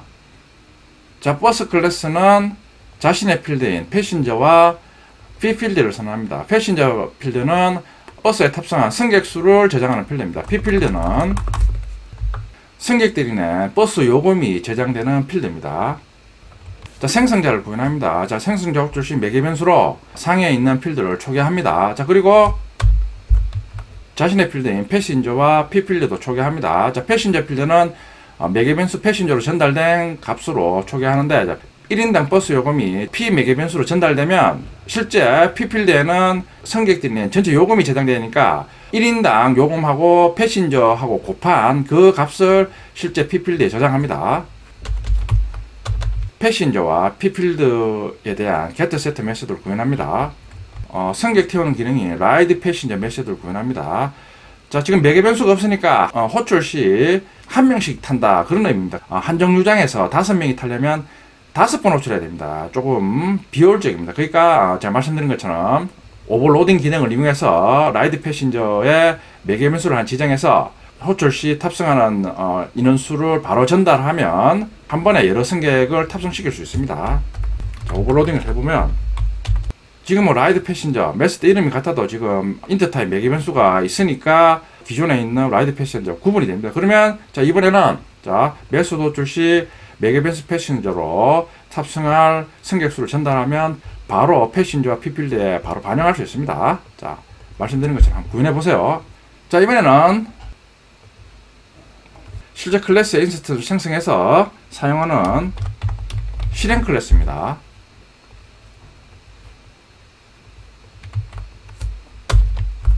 자, 먼저 하이 클래스 인스턴스 받을 수 있는 각각의 참조 변수 선에서 널로 초기화합니다. 각각의 하이 클래스 인스턴스 생성합니다. 뉴 세단, 세단 클래스 인스턴스 생성합니다. 이름이 아반떼고 차번호, 색상이 은색입니다. 그리고 메모리에 생성 시 초기 속도가 60km입니다. 그리고 2000cc입니다. 뉴 트럭, 이름이 1톤 포토고 차번호, 그리고 청색입니다. 사이즈가 3000cc고 초기 속도가 60이고 최초 생성 시 적재량은 1톤입니다. 자, 버스 클래스 인스턴스 생성합니다. 이름이 1200 버스고 자, 차 번호, 색상은 노란색이고 4000cc입니다. 그리고 초기 속도 60이고 최초 승객 인원이 20명입니다. 그리고 1인당 승차 요금이 1000원입니다. 실제 메모리에 각각의 차들의 인스턴스가 만들어졌으니까 이제 먼저 차들의 정보를 출력해 봅니다. 마이카.getCarInfo 호출하면 내 차 정보가 출력됩니다. 자, 하나씩 해보면 자, 마이카.getCarInfo 호출하면 자, 내 차 정보는 차 이름 아반떼고 차 번호 111 가가고 차 색상 은색, 속도 60km, 차 크기 2000cc, 생성자 호출 시 전달된 값으로 초기합니다. 트럭의 차정보도 알고 싶습니다. 그러니까 트럭.get info 호출해서 클래스에 초기한 필드 값을 출력합니다. 그리고 자신의 필드인 로드도 get 로드 호출해서 출력합니다. 실행하면 생성자 호출 시 초기한 값들로 출력합니다. 그리고 적재량 1톤 출력합니다. 트럭 클래스에서도 get info 호출하면 로드 필드까지 바로 출력하도록 구현해 보세요.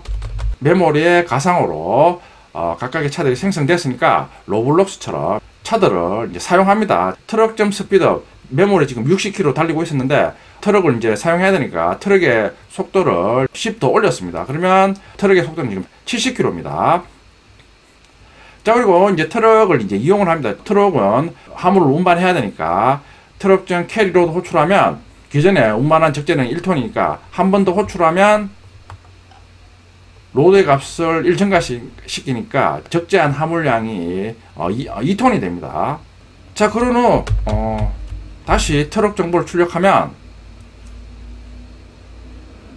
상위 클래스에 상속받는 필드는 똑같죠. 근데 방금 스피드하고 캐리로드 호출했으니까 속도가 60에서 70이 됐습니다. 70이 되고 적재량은 2톤이 됐습니다. 자, 이런 식으로 우리가 실제 현실에서 각각의 차들을 이용하는 것처럼 메모리에 이제 가상으로 차들을 생성했으니까 그걸 매수도 호출해서 이용한다, 그런 의미입니다.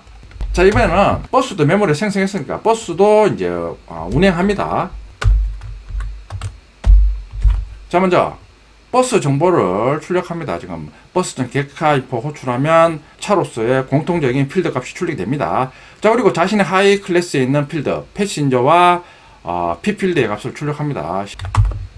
잠깐 띄우겠습니다.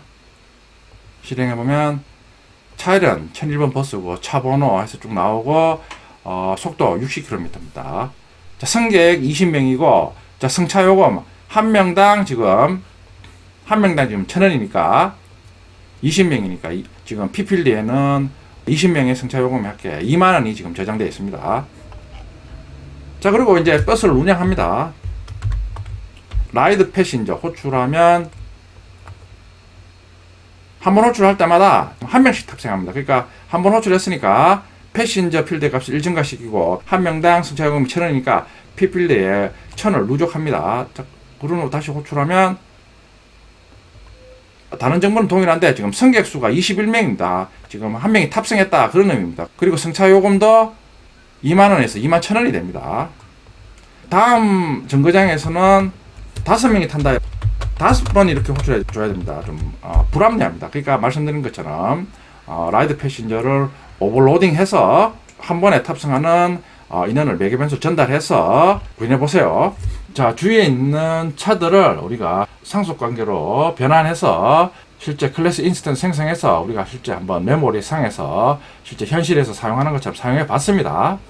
개선해야 될 점이 각각의 하이 클래스에 보면, 세단 클래스에 보면 생성자 호출 시 수포를 이용해서 상위 클래스의 필드를 지금 초기화하고 있습니다. 5개인데 실제 여러분들 실무에서 클래스를 구현하면 필드 개수가 5개 정도는 적은 겁니다. 필드 개수는 더 많습니다. 근데 5개만 되더라도 일일이 수포해서 이런 식으로 구현하면 불편합니다.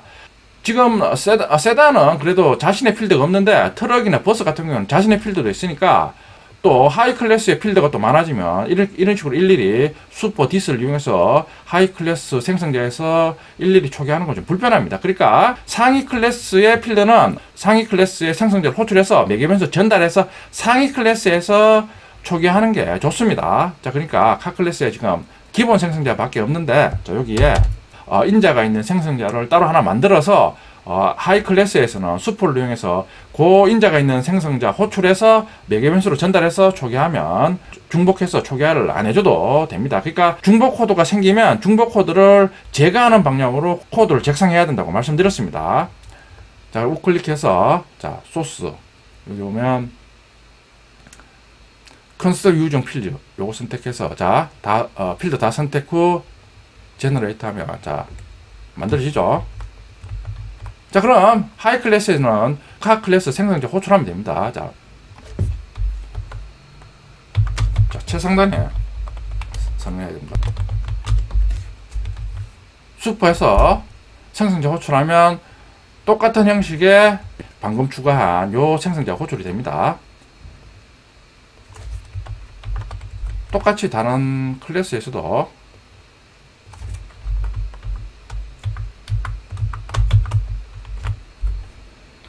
항상 수프로 생성자 호출 시 자식 클래스 생성자의 최상단에 선언해야 됩니다. 자, 그리고 실행하면 자, 결과는 똑같습니다. 그러니까 기존에는 우리가 일단은 여러분들이 입문자니까 기능을 빨리 구현하자 이런 식으로 지금 코딩을 했는데, 그런 식으로 기능을 구현하다 보면 방금 살펴본 것처럼 필드의 개수가 많아지면 또 코드가 중복이 되고 이러니까, 자, 이런 식으로 앞에서 배운 슈퍼 키워드를 이용하면 훨씬 우리가 간결하게 클래스의 구조를 정의하고 유지할 수 있습니다. 자동차를 이용해서 상습 클래스를 실습해 봤습니다. 다음 절에서는 마지막으로 렌터카 프로그램에 앞에서 배운 상속의 여러가지 기능을 한번 적용해 보겠습니다. 객체 지향 프로그래밍을 잘 하려면 여러분 주위에 있는 여러가지 객체를 상속 관계로 많이 구현해 보라 그랬습니다. 구장 연습 문제도 보면 여러가지 객체를 상속 관계로 변하는 문제들이 있습니다. 그러니까 여러분들이 좀 시간을 내서 이런 연습 문제를 우리 앞에서 배운 상속 기능을 이용해서 한번 여러분들이 아이디어를 내서 한번 구현해 보세요. 이번 시간에는 구장에서 배운 상속 기능을 렌터카 프로그램에 한번 적용시켜 보겠습니다. 자, 렌터카 프로그램에 새로운 요구사항이 발생했습니다. 조회한 회원정보, 차량정보, 예약정보를 출력하는 메소드를 추가해달라. 그리고 메소드 호출 시 호출 시각을 표시해달라. 두 가지의 요구가 렌터카 프로그램 개발 도중에 새롭게 발생했습니다. 자, 첫 번째 요구사항은 자, 우리 앞에서 각각의 회원정보, 차량정보, 예약정보를 각각의 클래스에서 메소드로 구현해서 실행 클래스에서 메소드 호출 시 결과를 가지고 와서 출력했습니다. 각각의 회원정보, 차량정보, 예약정보를 출력한 형식이 모두 달랐습니다. 그러니까 표준화된 방식으로 어떤 출력 메소드를 하나 정해서 이 메소드를 이용해서 각각의 정보를 메소드 호출해서 얻어온 후 공통 형식으로 출력하는 메소드를 하나 구현해 달라, 그런 의미입니다. 자, 이런 회원정보, 차량정보, 예약정보를 얻기 위해서 각각의 기능을 하는 메소드를 호출 시 메소드를 호출한 그 메소드 호출 시각을 콘솔에 출력해달라, 두 가지 요구사항이 발생했습니다. 실제 실무에서도 여러분들이 어떤 클래스를 구현해서 서비스하면서 사용자들이 각각의 기능에 해당되는 메소드를 호출하면 누가 언제 어떤 기능을 사용했냐, 그런 메시지, 로고라 그럽니다. 그런 정보를 파일에 저장합니다. 자, 이런 식으로 저장해 놓고, 자, 해킹이나 이런 돌발 사항이 발생했을 시 미리 저장된 로고 파일을 분석해서 발생 원인이나 에러를 분석해서 이제 대처하고 이런 식으로 사용합니다. 그러니까 파일에 메시지 저장하는 기능은 이제 우리 뒷부분에서 차차 이제 학습을 합니다. 유사하게 각각의 메소드가 호출됐을 때 어떤 메소드가 언제 호출됐느냐, 그걸 콘솔로 출력해보라, 그 의미입니다. 자, 그러니까 두 개의 기능을 잘 분석해 보면 두 개의 기능은 각각에 있는 모든 클래스의 메서드에서 공통적으로 사용하는 기능입니다. 그러니까 일일이 클래스의 메서드에 구현하기에는 반복적인 작업을 해야 됩니다. 이럴 때 우리가 사용하는 방법이 그림에도 있는 것처럼 모든 클래스에 부모 클래스를 만든 후 부모 클래스의 각각의 메서드를 구현해서 하이 클래스에서 상속받으면 언제든지 하이 클래스에서는 상속받는 부모 클래스의 메서드의 기능을 사용할 수 있습니다. 자, 지금 베이스 클래스를 하나 만들어서 지금 상속 구조를 이루고 있습니다. 보면 디스플레이 데이터, 요게 이제 각각의 정보를 조회 시 조회한 정보를 동일한 형식으로 출력하는 기능을 하는 메서드입니다. 쇼타임은 이름에서 나올 수 있다시피 메서드가 호출된 시간을 출력하는 메서드입니다. 모든 자식 클래스에 사용하는 부모 클래스, 베이스 클래스가 추가가 됐으니까 커먼 패키지 하나 만들어서 그 위치에 베이스 클래스를 구현합니다. 그러니까 커먼, 즉 베이스 클래스는 모든 하이 클래스에서 사용하는 공통 기능이다, 그 의미입니다. 뒤로 가면서 프로그램에서 공통적으로 사용하는 기능을 커먼 패키지 밑에 또 하이 패키지를 만들어서 차례차례 추가해 나갑니다. 자, 지금은 커먼 패키지에 베이스 클래스를 구현합니다. 자, 말씀드린 베이스 클래스입니다. 두 개의 요구사항을 구현한 메서드가 위치합니다. 보면 결과값을 출력하는 메서드, 디스플레이 데이터 메서드입니다. 보면 매개변수 데이터로 각각의 하이 클래스의 메서드 호출 시 출력해야 할 데이터를 데이터 매개 변수로 전달해서 프린트LN 메소드를 이용해서 출력을 합니다. 두 번째 메소드는 이제 메소드 호출 시 호출 시각을 출력하는 메소드입니다. showTime 메소드입니다. showTime 메소드에서는 호출한 시각을 출력해야 되기 때문에 시각 관련 기능을 하는 클래스는 칼렌더 클래스입니다. 자, 칼렌더 클래스를 사용하려고 하면 임포트를 해야 됩니다. 자바.util 패키지에 있으니까 지금 임포트를 하고 있습니다. 칼렌더 클래스의 기능을 사용하기 위해서 인스턴스를 얻습니다. 얻는 방법은 뒤에서 하겠습니다만 칼렌더 클래스는 getInstance 메소드를 호출해서 얻습니다. 자세한 건 뒤에서 하는데 이제 우리가 미리 사용하는 겁니다. 호출 시 각각의 연월일 시분초를 get 메소드를 이용해서 얻어와서 문자열로 출력을 하고 있습니다. 회원 관련된 기능을 하는 멤버 클래스입니다. 자, 책에서는 지금 멤버 클래스만 지금 예시로 설명하고 있습니다. 카 클래스나 리졸브 클래스는 멤버 클래스와 동일한 구조를 가지므로 코드를 참조하거나 아니면 실습 시에 같이 한번 보겠습니다. 앞에서 설계한 것처럼 베이스 클래스를 상속받고 있습니다. 회원 관련된 필드를 선언하고 있습니다. 자, 클래스의 필드는 일반적으로 프라이빗으로 선언합니다. 지금 프라이빗가 지금 생략이 되는데 프라이빗을 지정해주고 있습니다. 자, 그리고 두 개의 생성자를 구현하고 있습니다. 뷰 멤버 메소드입니다. 회원 정보 조회 기능을 하는 메소드입니다. 자, 지금은 베이스 클래스 제공하는 showTime 메소드를 이용해서 메소드 호출 시 조회 시간을 출력하고 있습니다. 회원 정보를 조회하면 회원 필드에 있는 값을 문자를 만들어서 호출한 것으로 리턴합니다. 회원 등록 메소드입니다. 호출하면 showTime 메소드 호출해서 메소드 호출 시 호출한 시간 정보를 출력합니다. 회원 정보 수정, 회원 정보 삭제 메소드도 똑같이 showTime 메소드를 이용해서 호출 시 호출한 시각 정보를 출력합니다. 자, 실행 클래스입니다. 자, 실행 클래스에서 회원차 예약 기능을 사용하기 위해서 인스턴스 생성합니다. new member, new car, new resolve 각각의 참조 변수 member카, resolve에 대입합니다. 자, 그리고 회원차 예약 정보를 등록합니다. 등록하고 난 다음에 자, 먼저 회원 정보를 조회합니다. member.viewMember 메소드 호출해서 각각의 기능에 관련된 데이터, 정보를 출력하기 위해서는 부모 클래스, 베이스 클래스에 있는 디스플레이 데이터를 이용해서 출력합니다. car.display 데이터로 되어 있는데 관련된 기능이 멤버니까 car.display 데이터로 호출해도 디스플레이 데이터를 사용할 수 있습니다. 회원 기능이니까 멤버 클래스도 똑같이 베이스 클래스 상속받으니까 베이스 클래스에 있는 디스플레이 데이터를 사용할 수 있습니다. 그러니까 회원 기능을 하는 참조 변수 멤버로 접근하는 게 더 가독성이 좋습니다. member.display 데이터에서 멤버 인포 전달하면 조회한 회원 정보를 출력하고 있습니다. 자, 그리고 렌터카 정보 car.checkCarInfo 메소드 호출해서 똑같이 렌터카 정보를 조회합니다. 자, 그리고 난 다음에 이제 렌터카 정보 출력해야 되니까 차 관련 기능이니까 카 참조 변수를 이용해서 car.display 데이터에서 CarInfo 전달하면 차 정보를 출력합니다. 예약 정보도 동일합니다. resolve.checkRESinfo 메소드 호출해서 예약 정보 조회 후 디스플레이 데이터 메소드를 이용해서 예약 정보를 출력합니다. 똑같이 회원차 예약 정보 수정 시 수정한 데이터를 리턴 받아서 디스플레이 데이터로 출력하는 기능 똑같이 구현해 주시면 됩니다. 자, 실행 결과입니다. 자, 책에는 보면 각각의 회원, 렌터카, 예약을 등록했을 때 메소드 호출 시 호출한 시각을 출력하고 있습니다. 실행 결과가 지면을 많이 차지하니까 다른 실행 결과는 생략됐는데 제가 따로 캡처를 했습니다. 회원 가입할 때는 회원 가입 메소드가 호출됩니다. 그러면 가입 시간 해서 시각이 출력이 됩니다. 차 등록하는 메소드 호출 시 렌터카 등록 시간 이런 식으로 시각 정보가 출력이 됩니다. 회원 정보 조회했을 때 언제 조회했느냐 시각이 출력되고 자, 이런 식으로 디스플레이 데이터 메소드를 이용해서 조회한 데이터를 출력하고 있습니다.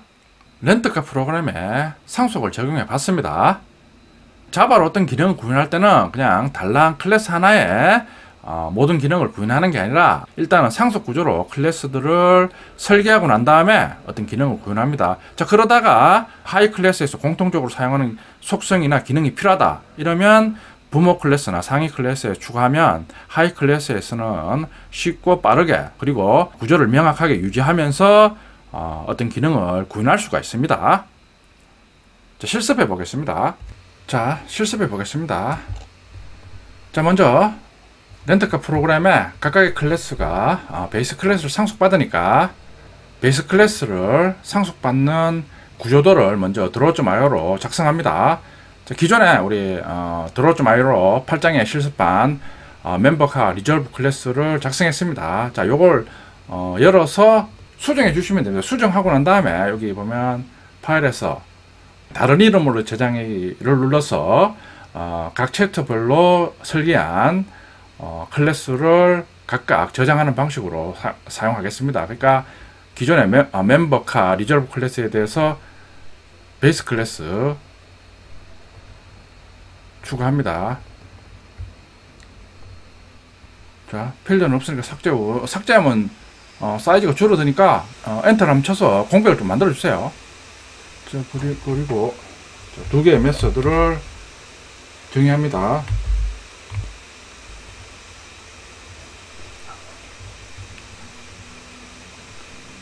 자, 베이스 클래스에 디스플레이 데이터 쇼타임 메서드를 정의했습니다. 자, 그러면 하이 클래스와 상속 구조로 만듭니다.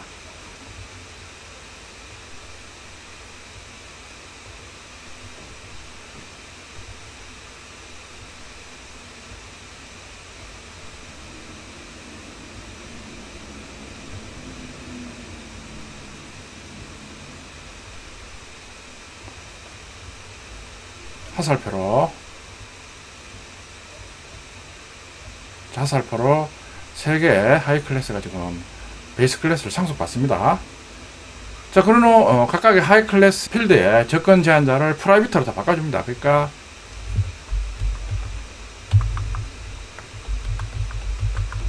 필드명 앞에 마이너스로 다 수정해 줍니다. 이전처럼 필드명 앞에 아무것도 지정 안 하면 접근 제한자가 없는 게 아니라 디폴트입니다. 자, 지금은 각각의 하이 클래스의 필드 앞에 마이너스를 지정해서 접근 제한자를 프라이빗으로 지정합니다. 자, 9장에서 실습할 렌트카 프로그램의 각각의 클래스의 상속 구조를 설계해 봤습니다. 자, 설계 다 했으면 자, 다른 이름으로 저장해서 자, 저장 시에 기존에 XML로 저장하니까 다시 읽어올 때 기존의 정보를 못 읽어오는 문제점이 있습니다. 그러니까 여기 HTML 파일로 저장해 주세요. HTML에서 자, 저는 자, 렌트카 프로그램 실습 폴더 따로 하나 만들었습니다. 만들어서 자, 9장에서 실습한 렌트카 프로그램 설계다. 자, 이런 식으로 이름을 정해준 후 저장을 눌러주세요. 자, 그러면 저장이 됐습니다. 자, 그러면 이클립스에서 베이스 클래스부터 실제 자바 코드로 구현해 보겠습니다. 상속 구조를 렌트카 프로그램에 설계했으니까 실제 코드로 구현해 보겠습니다. 렌트카 프로그램은 따로 우리가 프로젝트를 만들었습니다. 자, 렌트카의 프로젝트 연후 자, 패키지를 만들어야 됩니다. 자, 챕터별로 이제 패키지 만든다 그랬으니까 기존에 rent.ch08 패키지 만들었습니다.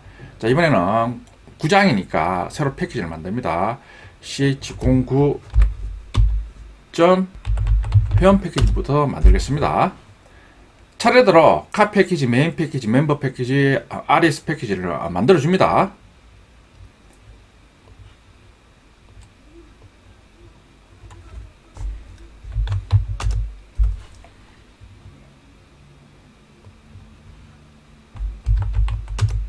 자, 요거는 이제 기존에 있던 패키지입니다. 9장에서는 또 베이스 클래스가 위치하는 커먼 패키지를 또 따로 만들어야 됩니다.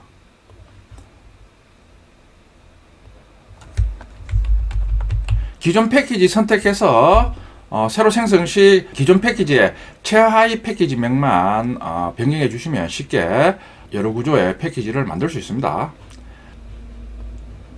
자, 맨 처음 이제 커먼 패키지에 최상위 클래스인 베이스 클래스를 생성합니다.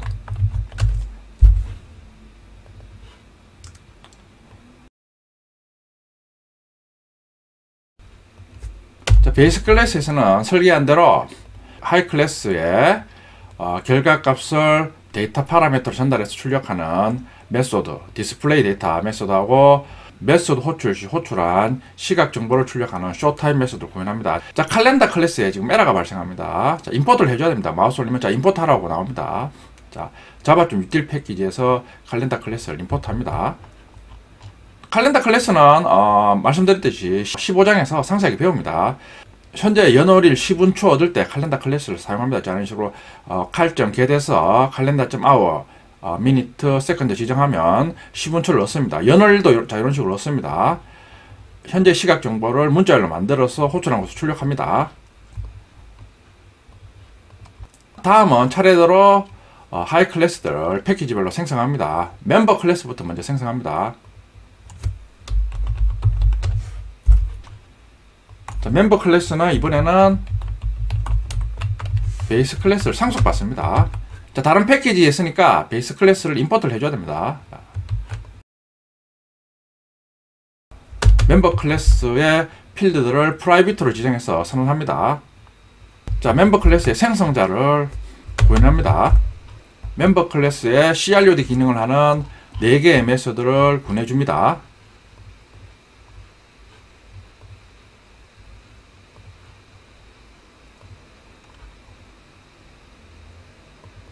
자, 다음은 카 클래스입니다.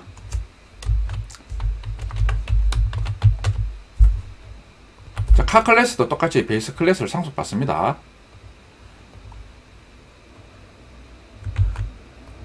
자, 렌트카에 관련된 정보를 저장하는 필드를 프라이빗으로 지정해서 선언합니다. 자, 2개의 생성자를 구현합니다. 자, 그리고 렌터카 관련 기능을 하는 4개의 메서드를 구현합니다. 자, 이런 식으로 등록, 조회, 수정, 삭제 이 4가지 기능을 우리 웹개발에서는 CRUD라고 합니다. 자, CRUD 기능을 하는 4개의 메서드를 구현해 줍니다. 자, 마지막으로 예약 기능을 하는 리졸브 클래스를 구현합니다.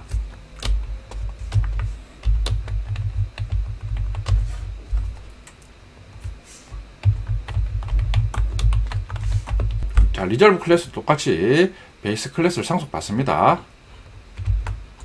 똑같이 프라이빗으로 지정해서 필드를 선언합니다. 자, 2개의 생성자를 구현해 줍니다. 자, 예약 기능, CRUD 기능을 하는 4개의 메소드를 구현해 줍니다.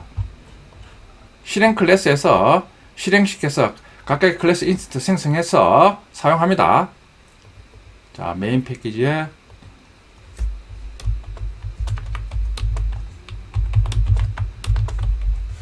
렌트카 앱 클래스로 실행 클래스를 생성합니다. 자, 각각의 기능을 하는 멤버카 리졸브 클래스 인스턴스 생성해서 각각의 참조 변수에 할당합니다. 자, 지금 다른 패키지에 있으니까 에러가 발생합니다. 한꺼번에 임포트하는 방법은 컨트롤 시프트 O를 누르면 됩니다. 자, 보면 리졸브 클래스가 여러 패키지에 있으니까 어디에서 임포트할 것이냐 지정하라고 합니다. 우리는 방금 ch09 패키지 아래 생성했으니까 요걸 선택합니다. 똑같이 다른 것도 ch09 아래 패키지를 선택합니다. 각각의 클래스 인스턴스 필드에 정보를 등록합니다. 멤버 중 레지 멤버 호출해서 회원 정보를 등록합니다. 자, 그리고 레지카 인포 메소드 호출해서 새로운 렌트카 정보 등록합니다. RS카 메소드 호출해서 새로운 예약 정보 등록합니다. 자, 회원 정보를 먼저 조회해서 멤버 인포에 조회한 회원 정보를 넣습니다. 자, 그리고 앞에서 설명드린 베이스 클래스에서 제공하는 디스플레이 데이터 메소드로 멤버 인포 전달해서 회원 정보를 출력합니다. 자, 실행하면 회원차 예약 정보 등록 메소드 호출 시 호출한 시간 정보가 출력이 되고 있습니다. 자, 그리고 디스플레이 데이터 호출하면 전달된 회원 데이터를 자, 이런 식으로 좀 출력하고 있습니다. 자, 이번에는 렌트카 정보를 조회해서 디스플레이 데이터 메소드 전달해서 렌트카 정보를 출력합니다.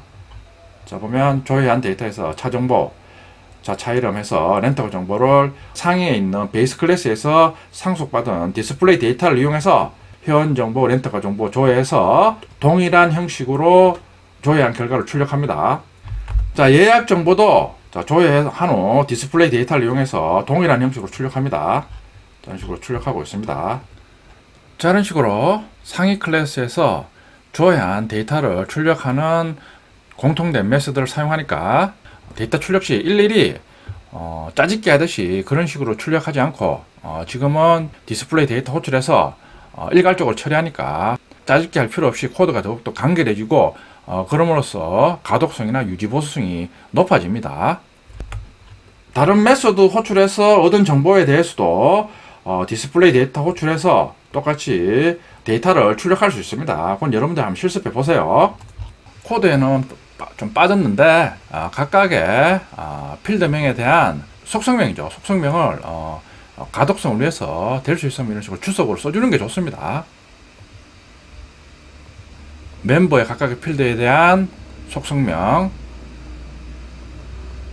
렌터카 필드에 대한 속성명, 그리고 예약 필드에 대한 속성명을 지금 써주고 있습니다. 9장 마지막으로 렌터카 프로그램에 상속 기능을 적용해 봤습니다. 책에 있는 기능은 제가 상식적이고 일반적인 범위 내에서 구현한 겁니다. 그러니까 여러분들이 좀 더 아이디어를 내서 여러 가지 기능을 한번 만들어서 적용해 보면 됩니다. 9장 연습 문제를 보면 방금 렌터카 프로그램에 상속 적용했듯이 도서 쇼핑몰이죠. 도서 쇼핑몰에 똑같이 베이스 클래스 지정해서 각각의 하이 클래스에 상속받아서 구현하는 예제가 있습니다. 그러니까 렌터카 프로그램 사용한 기능을 앱 개발 시 숙달되게 하기 위해서 바로 도서몰에 적용해 볼 수 있도록 예제가 있으니까 요 예제도 여러분들이 일일이 패키지 만들고 클래스 만들어서 구현해 보세요.